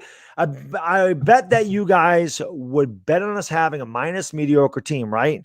So we need to start the rebuild now. Yes. Yeah. It's early in the season. Put players on the trade block. It's the best way. It's hard to trade in the NFL. That's the one thing because of contracts and everything else. I mean, It's tough. Like, this is why, though, I was talking about already getting capital last year when I did the Barkley thing, because I was like, he's probably your most valuable asset. And do you want to give Barkley all this money? And if you're not going to pay him, what are you going to do? You're going to get a comp pick? So, I don't know. You know what the problem also is? It's hard getting value, the actual value for what the player is, because, and that's like when people are like, well, trade Evan Ingram. And I'm like, well, okay, you're going to trade him, but what are you going to get? A 7th round pick? He has more talent and usefulness on this team than a 7th round pick will have next year. Right. Yeah, I agree. I agree with that. John, thank you, my man. Brilly. Ellison Smith is eligible to come off the IR. Push Leo back to defensive tackle next to Dex and plug Ellerson and Quincy Roche at right end. Keep Aziz at left end. Trade Zoe Carter for a 4 and a 6. I don't think you're getting a 4 and a 6. No. So 7th round pick. But do you think that Ellerson should get some playing time? He never suited up. He looked, you know what? I went to all the preseason games and I stand on the sidelines. So he looked great standing there. I mean, he looked like a player to me. And I said that a million times. Even my wife goes, that guy's tall. I said, well, he's a player, because you could tell by the way he just stands there. Why did we draft him? Why did we draft Aaron Robinson? I have no idea. Okay, I thought maybe you had a better idea than me, but that was pretty much right now. And I said the same thing. It just again, it didn't make sense. And a lot of the drafts don't make sense to me. And I always laugh because I always grade the drafts like everyone does. And I always tell people, wait, 2 years before you call me an idiot. Mm-hmm. And then, of course, no one ever comes back and apologizes. No. But they will let you know when you're wrong. You let me know when I'm wrong. But and I kept saying, I bashed draft 2 years ago and I gave it a C-. And then last year it came out as a C-. And it's like, I don't know.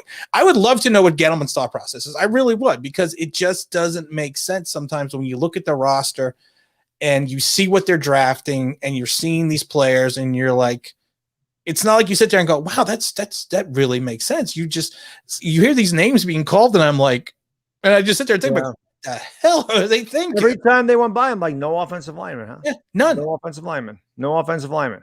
Well, we're set at offensive line where we were told. We were set. Don't worry about it. Man, it's all taken care of. Billy Price, man. Yeah, of course. Well, he was a 1st round pick, so got rock star. You can't succeed in Cincinnati, but why not? You make it here. Right. Zachary, thank you, brother. Really. Jones cannot read a cover 2 zone. It's annoying. At times, yeah. And I think, he's got a consistency at reading certain man coverages, but I think he does get, and I think that's the delay. When you've mentioned it before, there seems to be a delay in the processing between his brain and his arm. Mm-hmm. And I think when he sees certain zone coverages, I think that's his problem. He doesn't have that, that quick, decisive decision-making at that point in time as he does when he sees the man-to-man coverage. Right. Yeah. He's got to get back. I mean, he's got to get back. It's something he's got to work on, but that's my contention with Daniel Jones all the time is this just something you don't teach. You can't teach him to react quicker. Either he has to see that or he doesn't. He has to throw it or he can't. Jason Garrett can't make him throw the ball on time. Jason Garrett can't make him go to his 3rd read. They can tell you. They can always tell you do this, and you may do it for a couple of times, but you are always going to go back to your end. You're always going to go back to what you do. It's a habit. You can't help who you are. Right. So you're always going to revert back to it in the biggest spots. And you hope that he grows out of it. And again, let's give him let's give him year 3. This is make or break for him, and we'll see where we go. But now looking at the draft class, I'm like, he's got to come back here for year 4. I don't want one of these quarterbacks. I was actually thinking about something, and I did a video about it a while ago. The way Daniel Jones pats the ball, and I know a lot of people discuss this, and I brought up the fact that it reminds me of the old Met catcher Mackie Sasser, who had the little hitch before he threw the ball. So, I mean, do you think that's a nervous tick? Because it seems when he does get flustered, he's literally like he's playing a drum. It could be before he throws the ball. And I just thought to myself, is that something that, some defenses are keen on? Because, it's just like anything else, like in baseball, there's opportune times that you could tell when someone's going to throw a pitch and someone does something else. But when he just, like I said, when he just keeps patting that ball and it just gets faster and faster and faster when he seems to get flustered.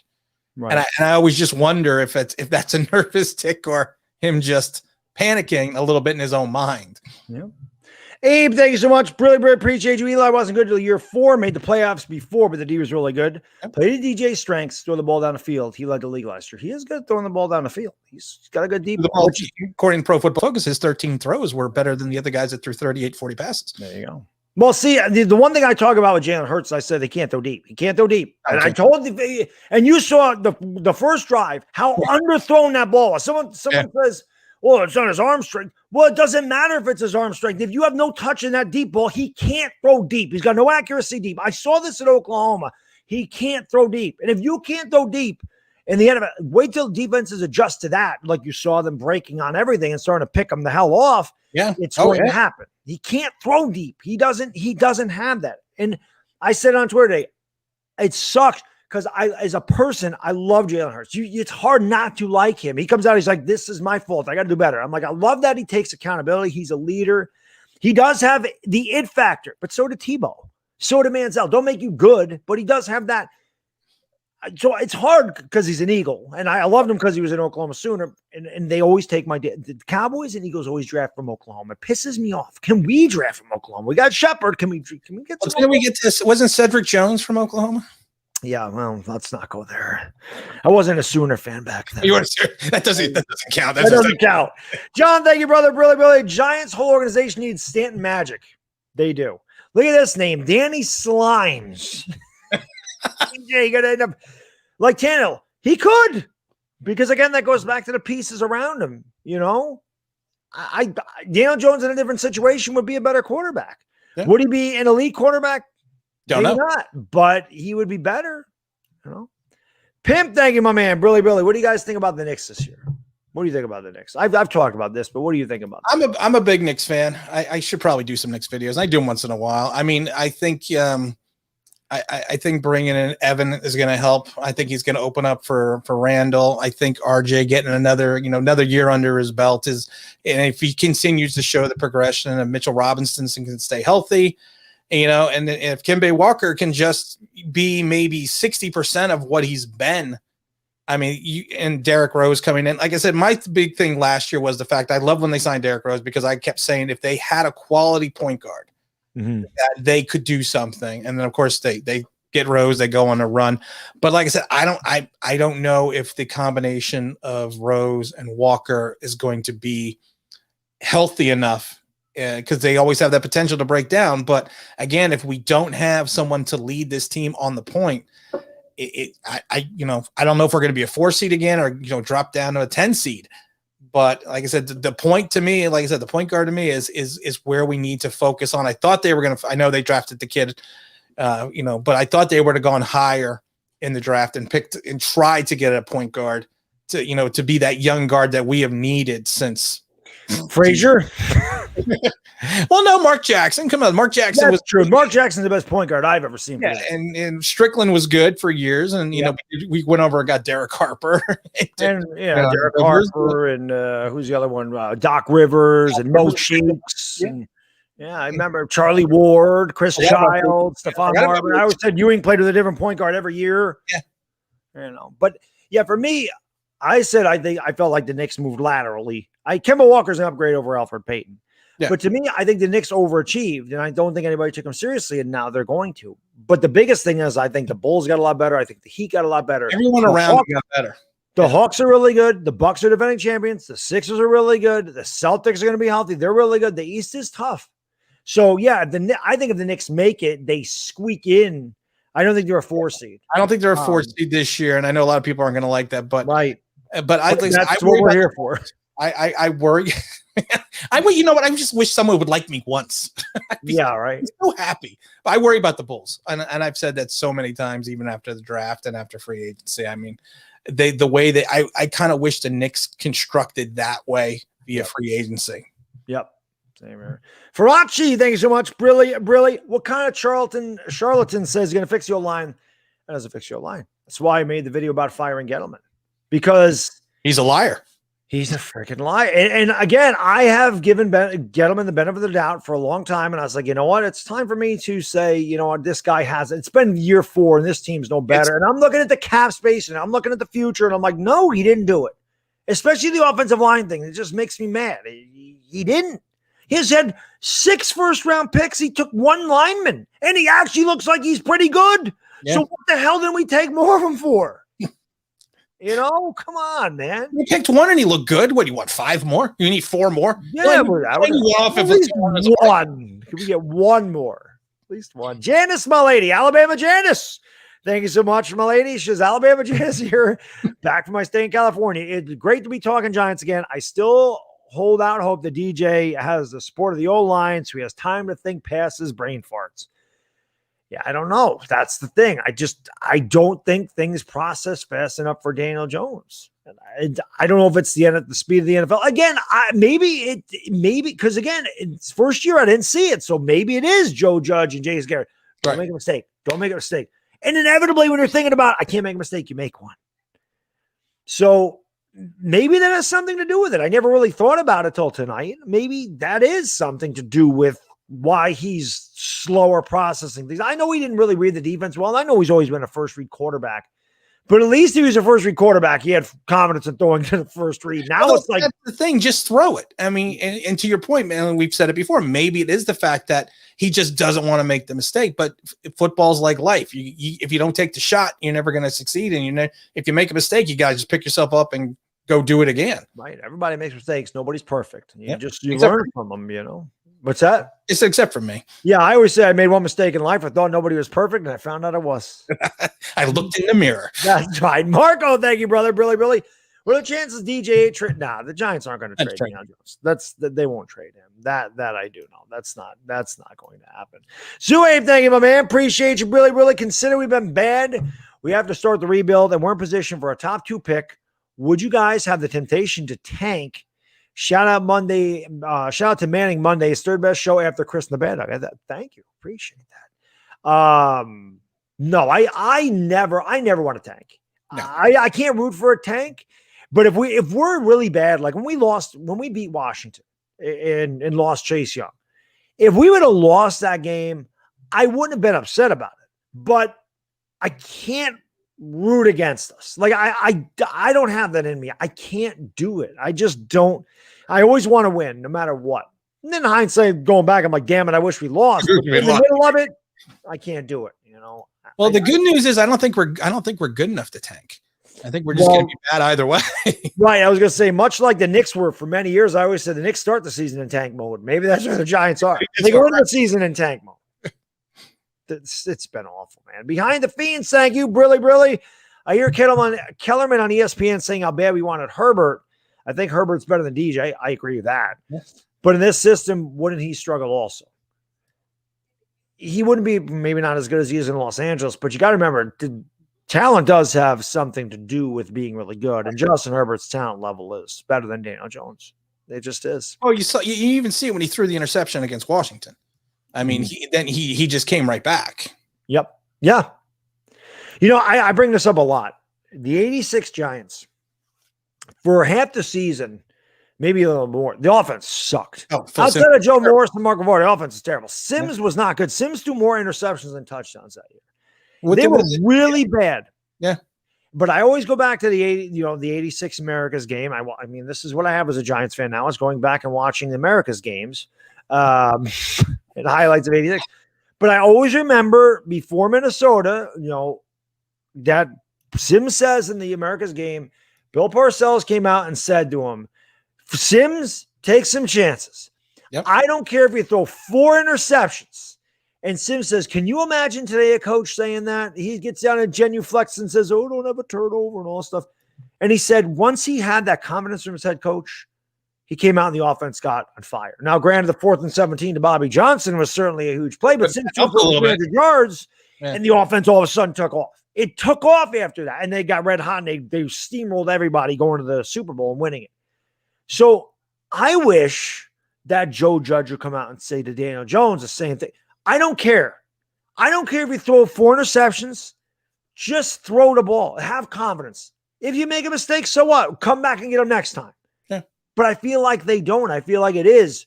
Don't make a mistake. You know what's if you think of the first play of the game, the first offensive play, and I actually did a video and I said I think the Giants are going to come out and go deep the first play.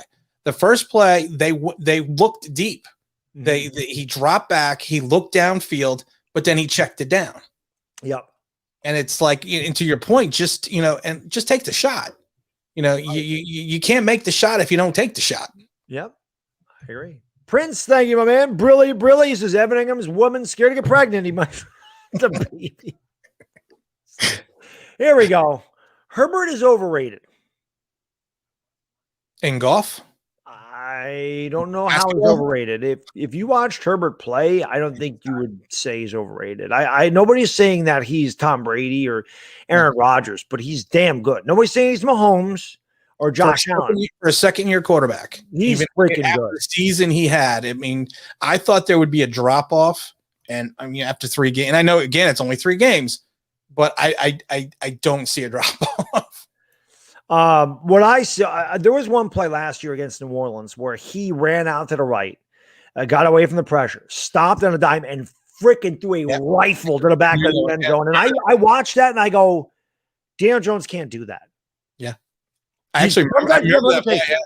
And I was like, he can't do that. He couldn't do that. Not many quarterbacks could do that. That's the thing. Not many quarterbacks can. So it's not a fault of Daniel Jones. Right. It's just how good the Duck could and potentially is already.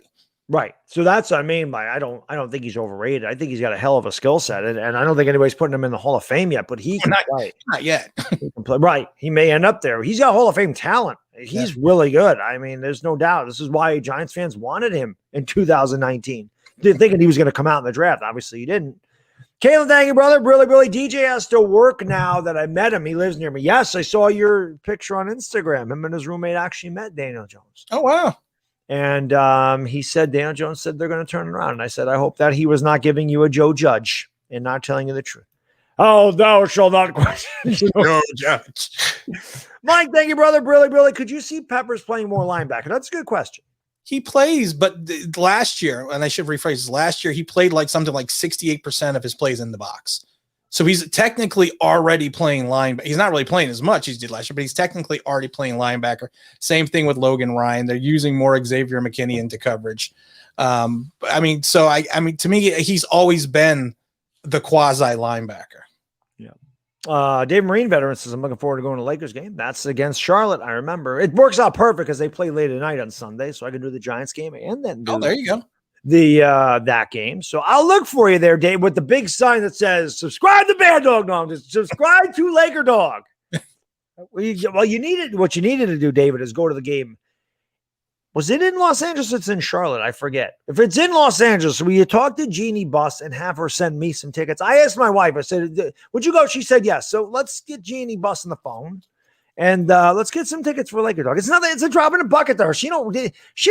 It's cost $5,000. Who cares? It's nothing. So what even burns $5,000. It's like, that's a purse, as my wife always says. Yes, right. Reem Dotas says DJ and another team will light the Giants up. You got to stop disrespecting, dude. I don't know who he's talking to. Obviously not us, because we both said that if he was on a different team, he'd probably be better. We love Daniel Jones. Listen, I do, but I'm fair with him. Well, that's the thing. I like you said it best. I'm not a hater. I'm a realist. And I feel like that. I'm not a Daniel Jones apologist, and I'm not a Daniel Jones hater. I much like you feel like I'm a Daniel Jones realist. And if he's bad, I tell you why he's bad. And if he's good, I'll tell you I think he's good. Now, again, I'm not a film guy. I'm not an NFL guy. I'm not into I just go by what I see. What you say. Yeah. Well, I love it. I mean, I did a whole video after the Redskin game after the Washington game of how well I thought he played. And I said, he played great. He played this. And then I loved it because all the comments were like, you hate Daniel Jones. I'm like, I just did a 45-minute video about how great he played. Right. I forgot what I was going to say. Giants should look to sign Jamie Collins since he got released today to fill Blake's spot. What do you think about that? It's not a bad move.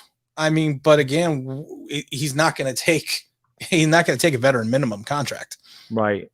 Yeah. I was going to say, how do we get the money for him? Well, we could take another contract and we could push it into 2022 because that year's never going to happen. Because we're that's what the Eagles did for many years. They continue to push stuff back. So I don't know how much you want to do that. Great name, by the way. Wu-Tang Clan forever, always. There you go. There's no doubt about it. Oh, it is in LA, David. Perfect. Olivia says, imagine Peyton Manning as our offensive coordinator.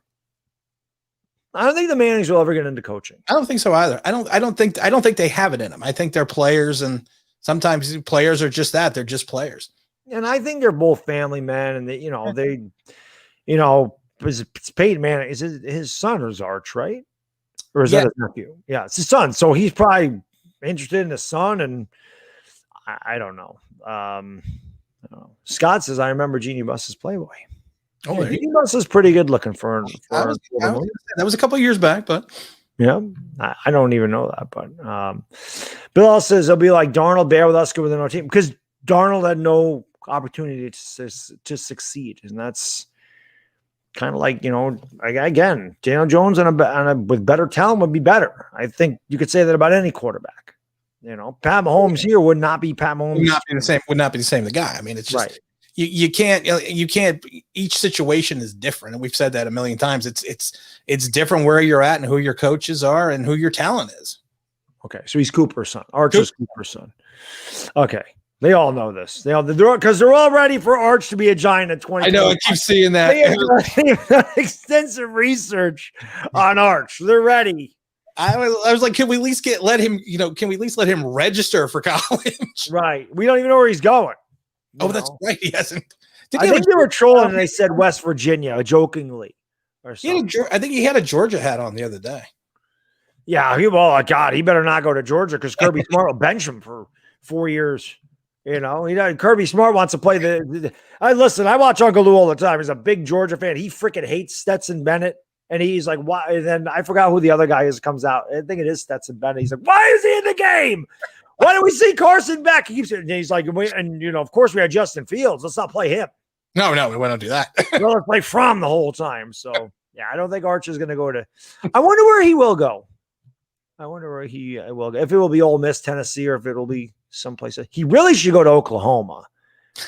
I'm actually shocked you mentioned that. I had no clue that would even cross your mind. You should. I mean, you got Lincoln Riley there, and you got the Big 12. Oh, they are moving to the SEC, though. Yeah. So he'd be playing against those teams. So if you want to keep him in the SEC, they're not going to move there next year, though. So he's going to go to USC with Urban Meyer. Oh, I think he wants to go to Urban Meyer. Arch to LSU. Oh, there you go. That's probably here you go. He'll play under Cutcliffe. Well, that's the connection. So, I guess. But do you guys have any more questions? I'm not going to keep Tim here forever. I mean, we're live almost 2 hours, but this is always a blast, and I love having you on the channel because, again, I think that you are very realistic in your takes, and I like to hear, like I said, me with the media, like especially like with the Yankees, and I know the New York media is tough, but I get sick and tired of hearing the media sugarcoat. I get sick and tired of hearing the coaches go, "We're going to look at the film. I think we played well." Shut up and tell the truth. That's why I like listening to you, because I feel like, just the way that, you got the screen, it's not always your face. And I know the way it sounds, but like, I feel like I'm listening to the radio and feel like I'm listening to a guy on the radio that's pretty much calling it out. It is. And I'm sitting there going, I would listen to this guy on the radio whip the Giants for 20, like Francesa would. Like Francesa would freaking tear up a team. Oh, yeah. This is why I love Francesa. And that's why I love Mad Dog Russo, because and I always feel like I'm a combination of both of them. I grew up on those guys. I grew up with them. I kind of am a combination of them. And I'm like, but they don't hold anything back. And they will defend their teams, but they will also criticize the hell out of them when they deserve it. So that's why I love watching your stuff. And like I said, if you guys have not done so, it's in the description. It should be the first thing up there. And again, I'm sure my mods have dropped in a chat throughout. Make sure you subscribe to Online Big Blue Sports. He does a great job over there. Like I said, you want a real attitude. You may not like what he says, but if you want a realistic look, a lot of people don't like what I say. Right. If you want a realistic look at how the Giants are doing, good or bad, he's going to tell you the truth. And honestly, I don't watch a lot of YouTube, and I always tell people that I don't watch a lot of other YouTubers. I watch you and I watch Cop, and really that's it. And I really do that because I don't want to influence my opinion by watching someone else, because a lot of times people change their opinion, but. And I've always said this, and I've said it on my channel a million times. I respect your show because of the fact that your passion is different than mine. I'm more. I mean, I do get upset and I do go a little haywire, but you let the fan out, and that's what I love, because while you're doing that, though, you're actually extolling points about the team that makes sense. It's not like you're just ranting to rant. You got some great rants. I mean, you got some great freaking rants, but you actually have a point, right, to the rant, and that's what just kills me, because, like I said, I was just watching a couple of your videos the other day, and I was like, yeah, I mean, he's fired up, but he's actually bringing up, points about the team. And I always tell my wife that, and I wish I was I'm not much older than you, but I said, I always tell my wife, I wish I was a little bit younger, because I would like to have some of that passion I had like in my 40s, right, and combined it with the, like I always say, my melodious melatonin voice that I use, because I always use my radio voice, right, when I do my shows, because I think that is that's a great combination for a show. But I think that's just a great combination for an attitude, being a fan, because I always say, be a fan, not a fanatic. right. And when you can kind of combine two, I mean, I don't know, man. I just think it's awesome. And plus, you've been doing it for a while. So. I appreciate that. Now, I don't know if you watched the last video I did, but right at the beginning, I talk about how you're going to be on the channel, tonight. Some people pointed out, but I didn't get a chance to listen to it. Okay, so right at the beginning, I mentioned you, and I say, I'm going to try to be like Tim. I'm going to try to be calm. I said, I'm going to try to be calm in this video. Because I'm like, he's so calm. Like you can tell that he's pissed, but he's so calm. And I sit there going, I was saying this the other night, I'm like, I wish I could be like that. I wish sometimes I could just be really calm.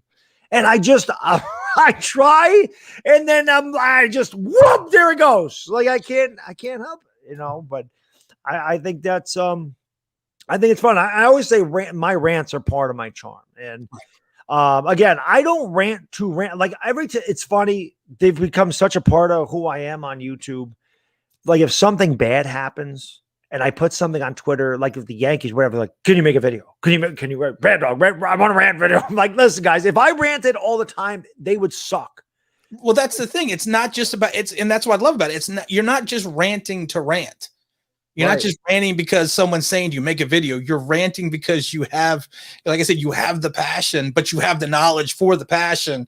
It just cracks me up, because, like I said, it's funny though, because you're watching, you're listening, and you can see you're pissed, but then you make a point and you're like, well, damn, that's a great point. But then sometimes I miss the point. I got to go back as I'm listening to the rant. Right. Block Nation is Linderbaum to the Giants. I would love Linderbaum. I guess it depends on where we're picking, but I really like that kid. Iowa linemen are usually pretty good. I was gonna say they're usually pretty productive in the pros. I mean, there's not like, it's not like an Oklahoma quarterback. Yep. Yeah, definitely not. Oklahoma quarterbacks, there's a couple good ones. Kyler Murray's pretty good. I was all about Kyler Murray. Like, that's one thing where I'm still sitting there waiting for, well, there have been a lot of people come back and say you were right about Kyler Murray, because they're like, he's too small, he can't play. I'm like, you don't understand. I'm like, you don't understand what he can do. He's not like, everyone's like, he's a runner. Like, he's a runner. I'm like, he's not a runner. He can, and he can fly, but he is a pocket passer, and he's a gunslinger, and he has the quickest hip torque. Some of the throws he made off back foot, 60 yards, and he's stupid talented. You don't get drafted first overall in the NFL and top 10 in baseball if you're not an athlete. Yeah. Well, did you see the play? I think it was week 2. I think they were playing the Texans, and he went backwards. Yes, 2 linemen coming at him off one foot, touchdown. And then both guys collided, and they were both down and injured. And he just popped back up again. Yeah, he's insane. He is a special talent. He really is, man. That was in 2019. I actually made a video, and I knew it wasn't going to happen. But I'm like, the Giants got to trade off of Kyler Murray. I wanted Kyler Murray so bad too. I was the same way. I was like, I don't care if he's 4'10". Yeah, I didn't care. They're like, oh, he's not 5'10". I don't give a damn. I don't care how tall he is. I don't care, because I mean, look at, there's been big quarterbacks that are no good. Yeah. Who cares? Drew Brees is pretty good. He might not have been 6 feet. I know Fran Tarkenton played in a different era, but Fran Tarkenton was 5'11".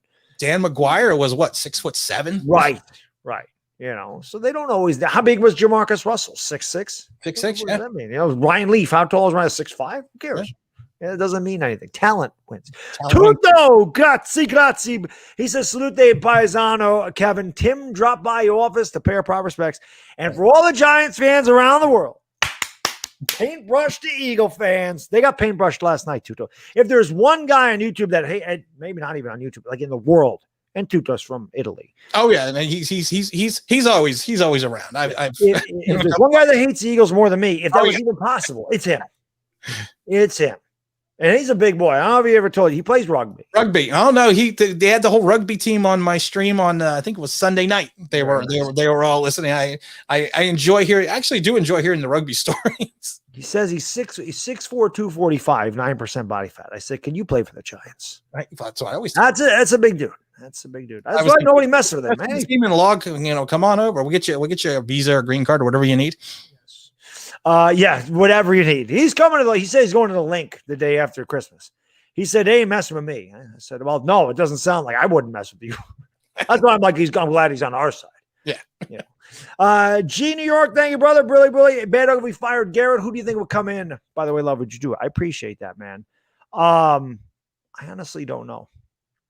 I don't know. I don't know where to look. I mean, if they fire him this year, they probably would move Kitchens up there. I don't know what the future would be. Well, the problem is with the future is you don't know who the general manager is going to be. You don't even know. Technically, you don't even know who the head coach might be. Right. It's a disaster. It's like I said, it sucks.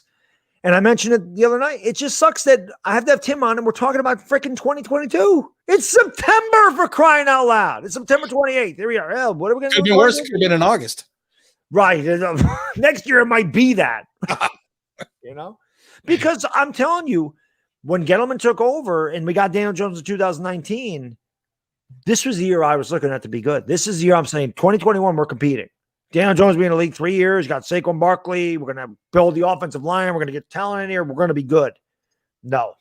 Well, they did it. They pushed all the chips. Literally, they pushed all the cap chips into the middle of the table and said, we're winning right now. No, you can't do that with 2-7 offsuit and expect to win a lot, because that's pretty much what they did. They're not holding pocket aces. I can tell you that much right now. Montana, thank you about it. He says, class move having Tim on. Good job. Well, like I said, I would like to do this more often. I love working with Tim. It's always a lot of fun because, again, he's a guy that knows his football, and he's a guy that is as realistic as it comes when it comes to the Giants. Because, fan, not a fanatic. You don't always have to put the glasses on and go, well, because I feel like some people, like and I'm talking really like it's the Eagle fans. I see this all the time. Like, I feel like they are trying to be part of the media. They can't say anything bad about the team ever. Like, the content creators don't. Like, I was in a stream today, and they are tearing Jalen Hurts apart. These are the same people after the Falcons game go, oh, Jalen Hurts is great. Now they're all like, I told you he was going to suck. I told you he sucked. 3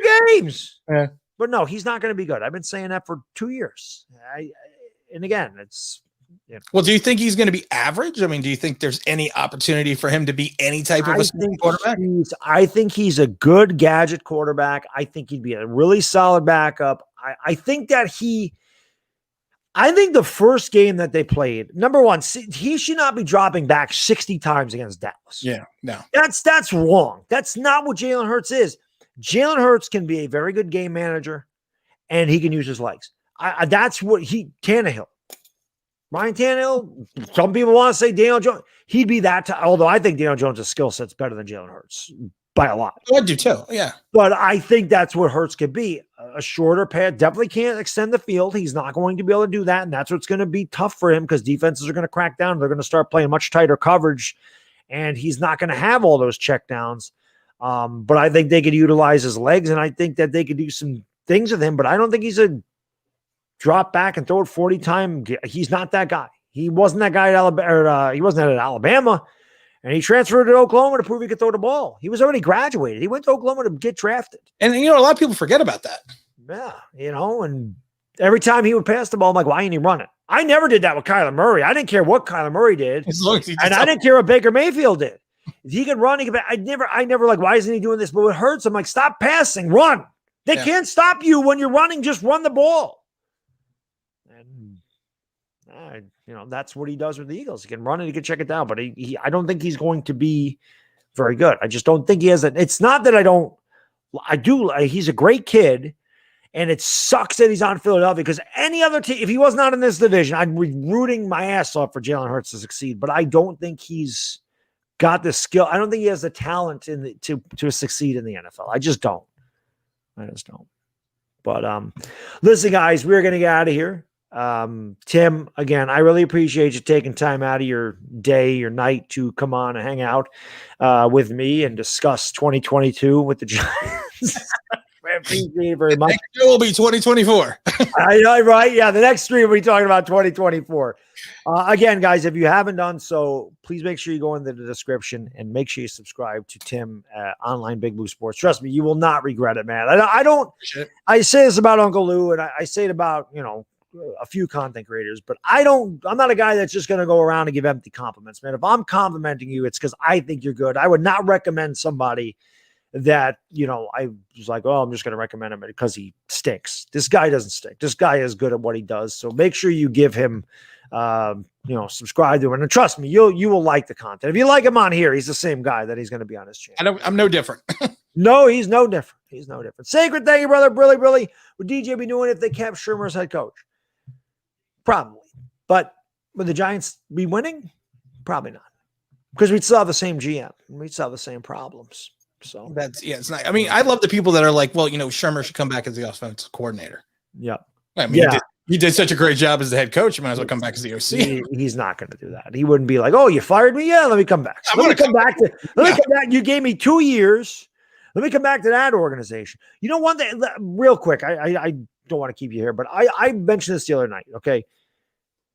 This is one thing I don't get. Maybe you have a better philosophy on this because I can't wrap my brain around this. You drafted Daniel Jones because he fits Pat Shermer's system because Pat Shermer loved him.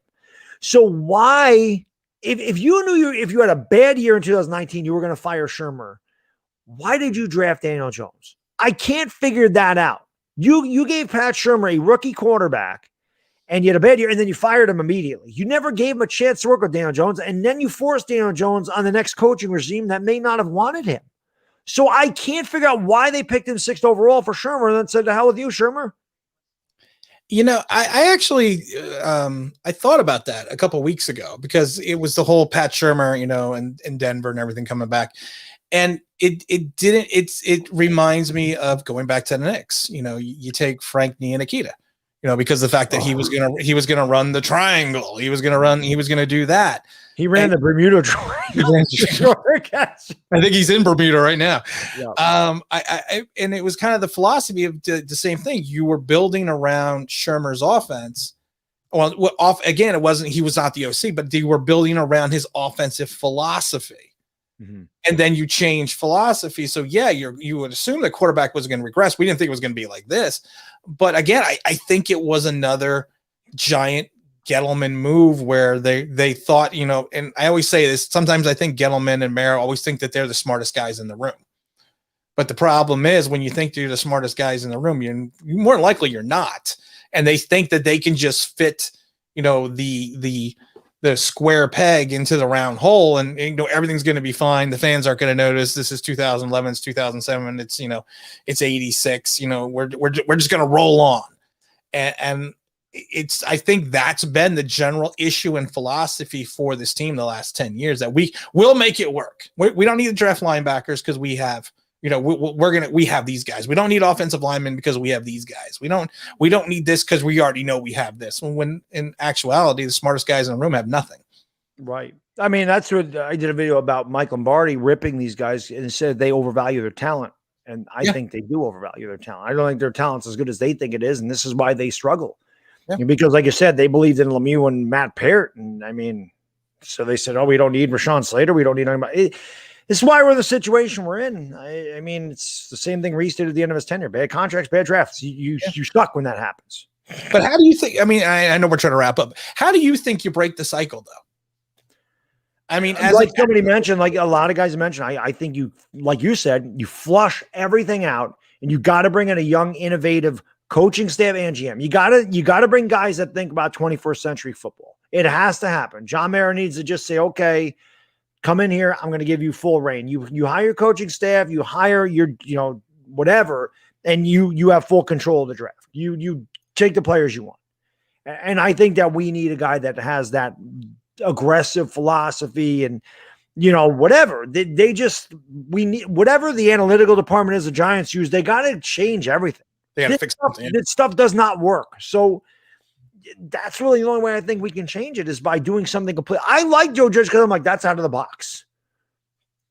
But it's not working. So well, yeah, out of the box, you throw the red flag on a play you can't challenge. I mean, you can't get more out of the box than that. No, that's a fact. He didn't get out of my crosshairs on that one. I let him have it on that one. That pissed me off. That really made me mad. That was the biggest rant on that first thing was like, I'm like, that pissed me off more than anything that happened in that game is this guy's like, fundamentals. You can't challenge it. And then his bullshit. Well, I was trying, like you said, I was trying to get the attention. Well, why did you wait? What do you mean you were trying to get their attention? What are you talking about? Come on. You couldn't find anything else to throw. You couldn't throw your headset. You couldn't run onto the field. Right. Run on the field, throw your headset right. Come on. I'm like, I do like that when I finished watching the whole comments, he did admit I can't do that. At least he took ownership for it. He did multiple times say it was his fault. Yep. You know, and he did take responsibility. I did like that. But you take responsibility after you burn down the house. I mean, it's like, I did it. Okay. Yeah. New York Giants saying, brother, I have an essay I haven't started yet. Do it 7:30 a.m. before class, but I think I'd rather just listen to you guys. We're getting ready to get out of here because you do your essay. Tim and I, did you take your nap today? Because I'll tell you, when you said you were taking a nap, I was like, that sounds really good. I was at work, but that sounded really good. I wanted to take a nap today. I was up late. I was up late last night because I'm always up late. I'm always up late. I'm always up early. So, you know, sometimes that nap though, sometimes, you know, you hit your 50s, man. You got to take your vitamins and you got to take that, you got to take that power nap. Trust me, I'm closer to 50 today. I'm 40. So we're getting there day by day. Benjamin, thank you, brother. Really. Jared and Max taste each other's all these meatballs and measure their footlongs. They be sharing.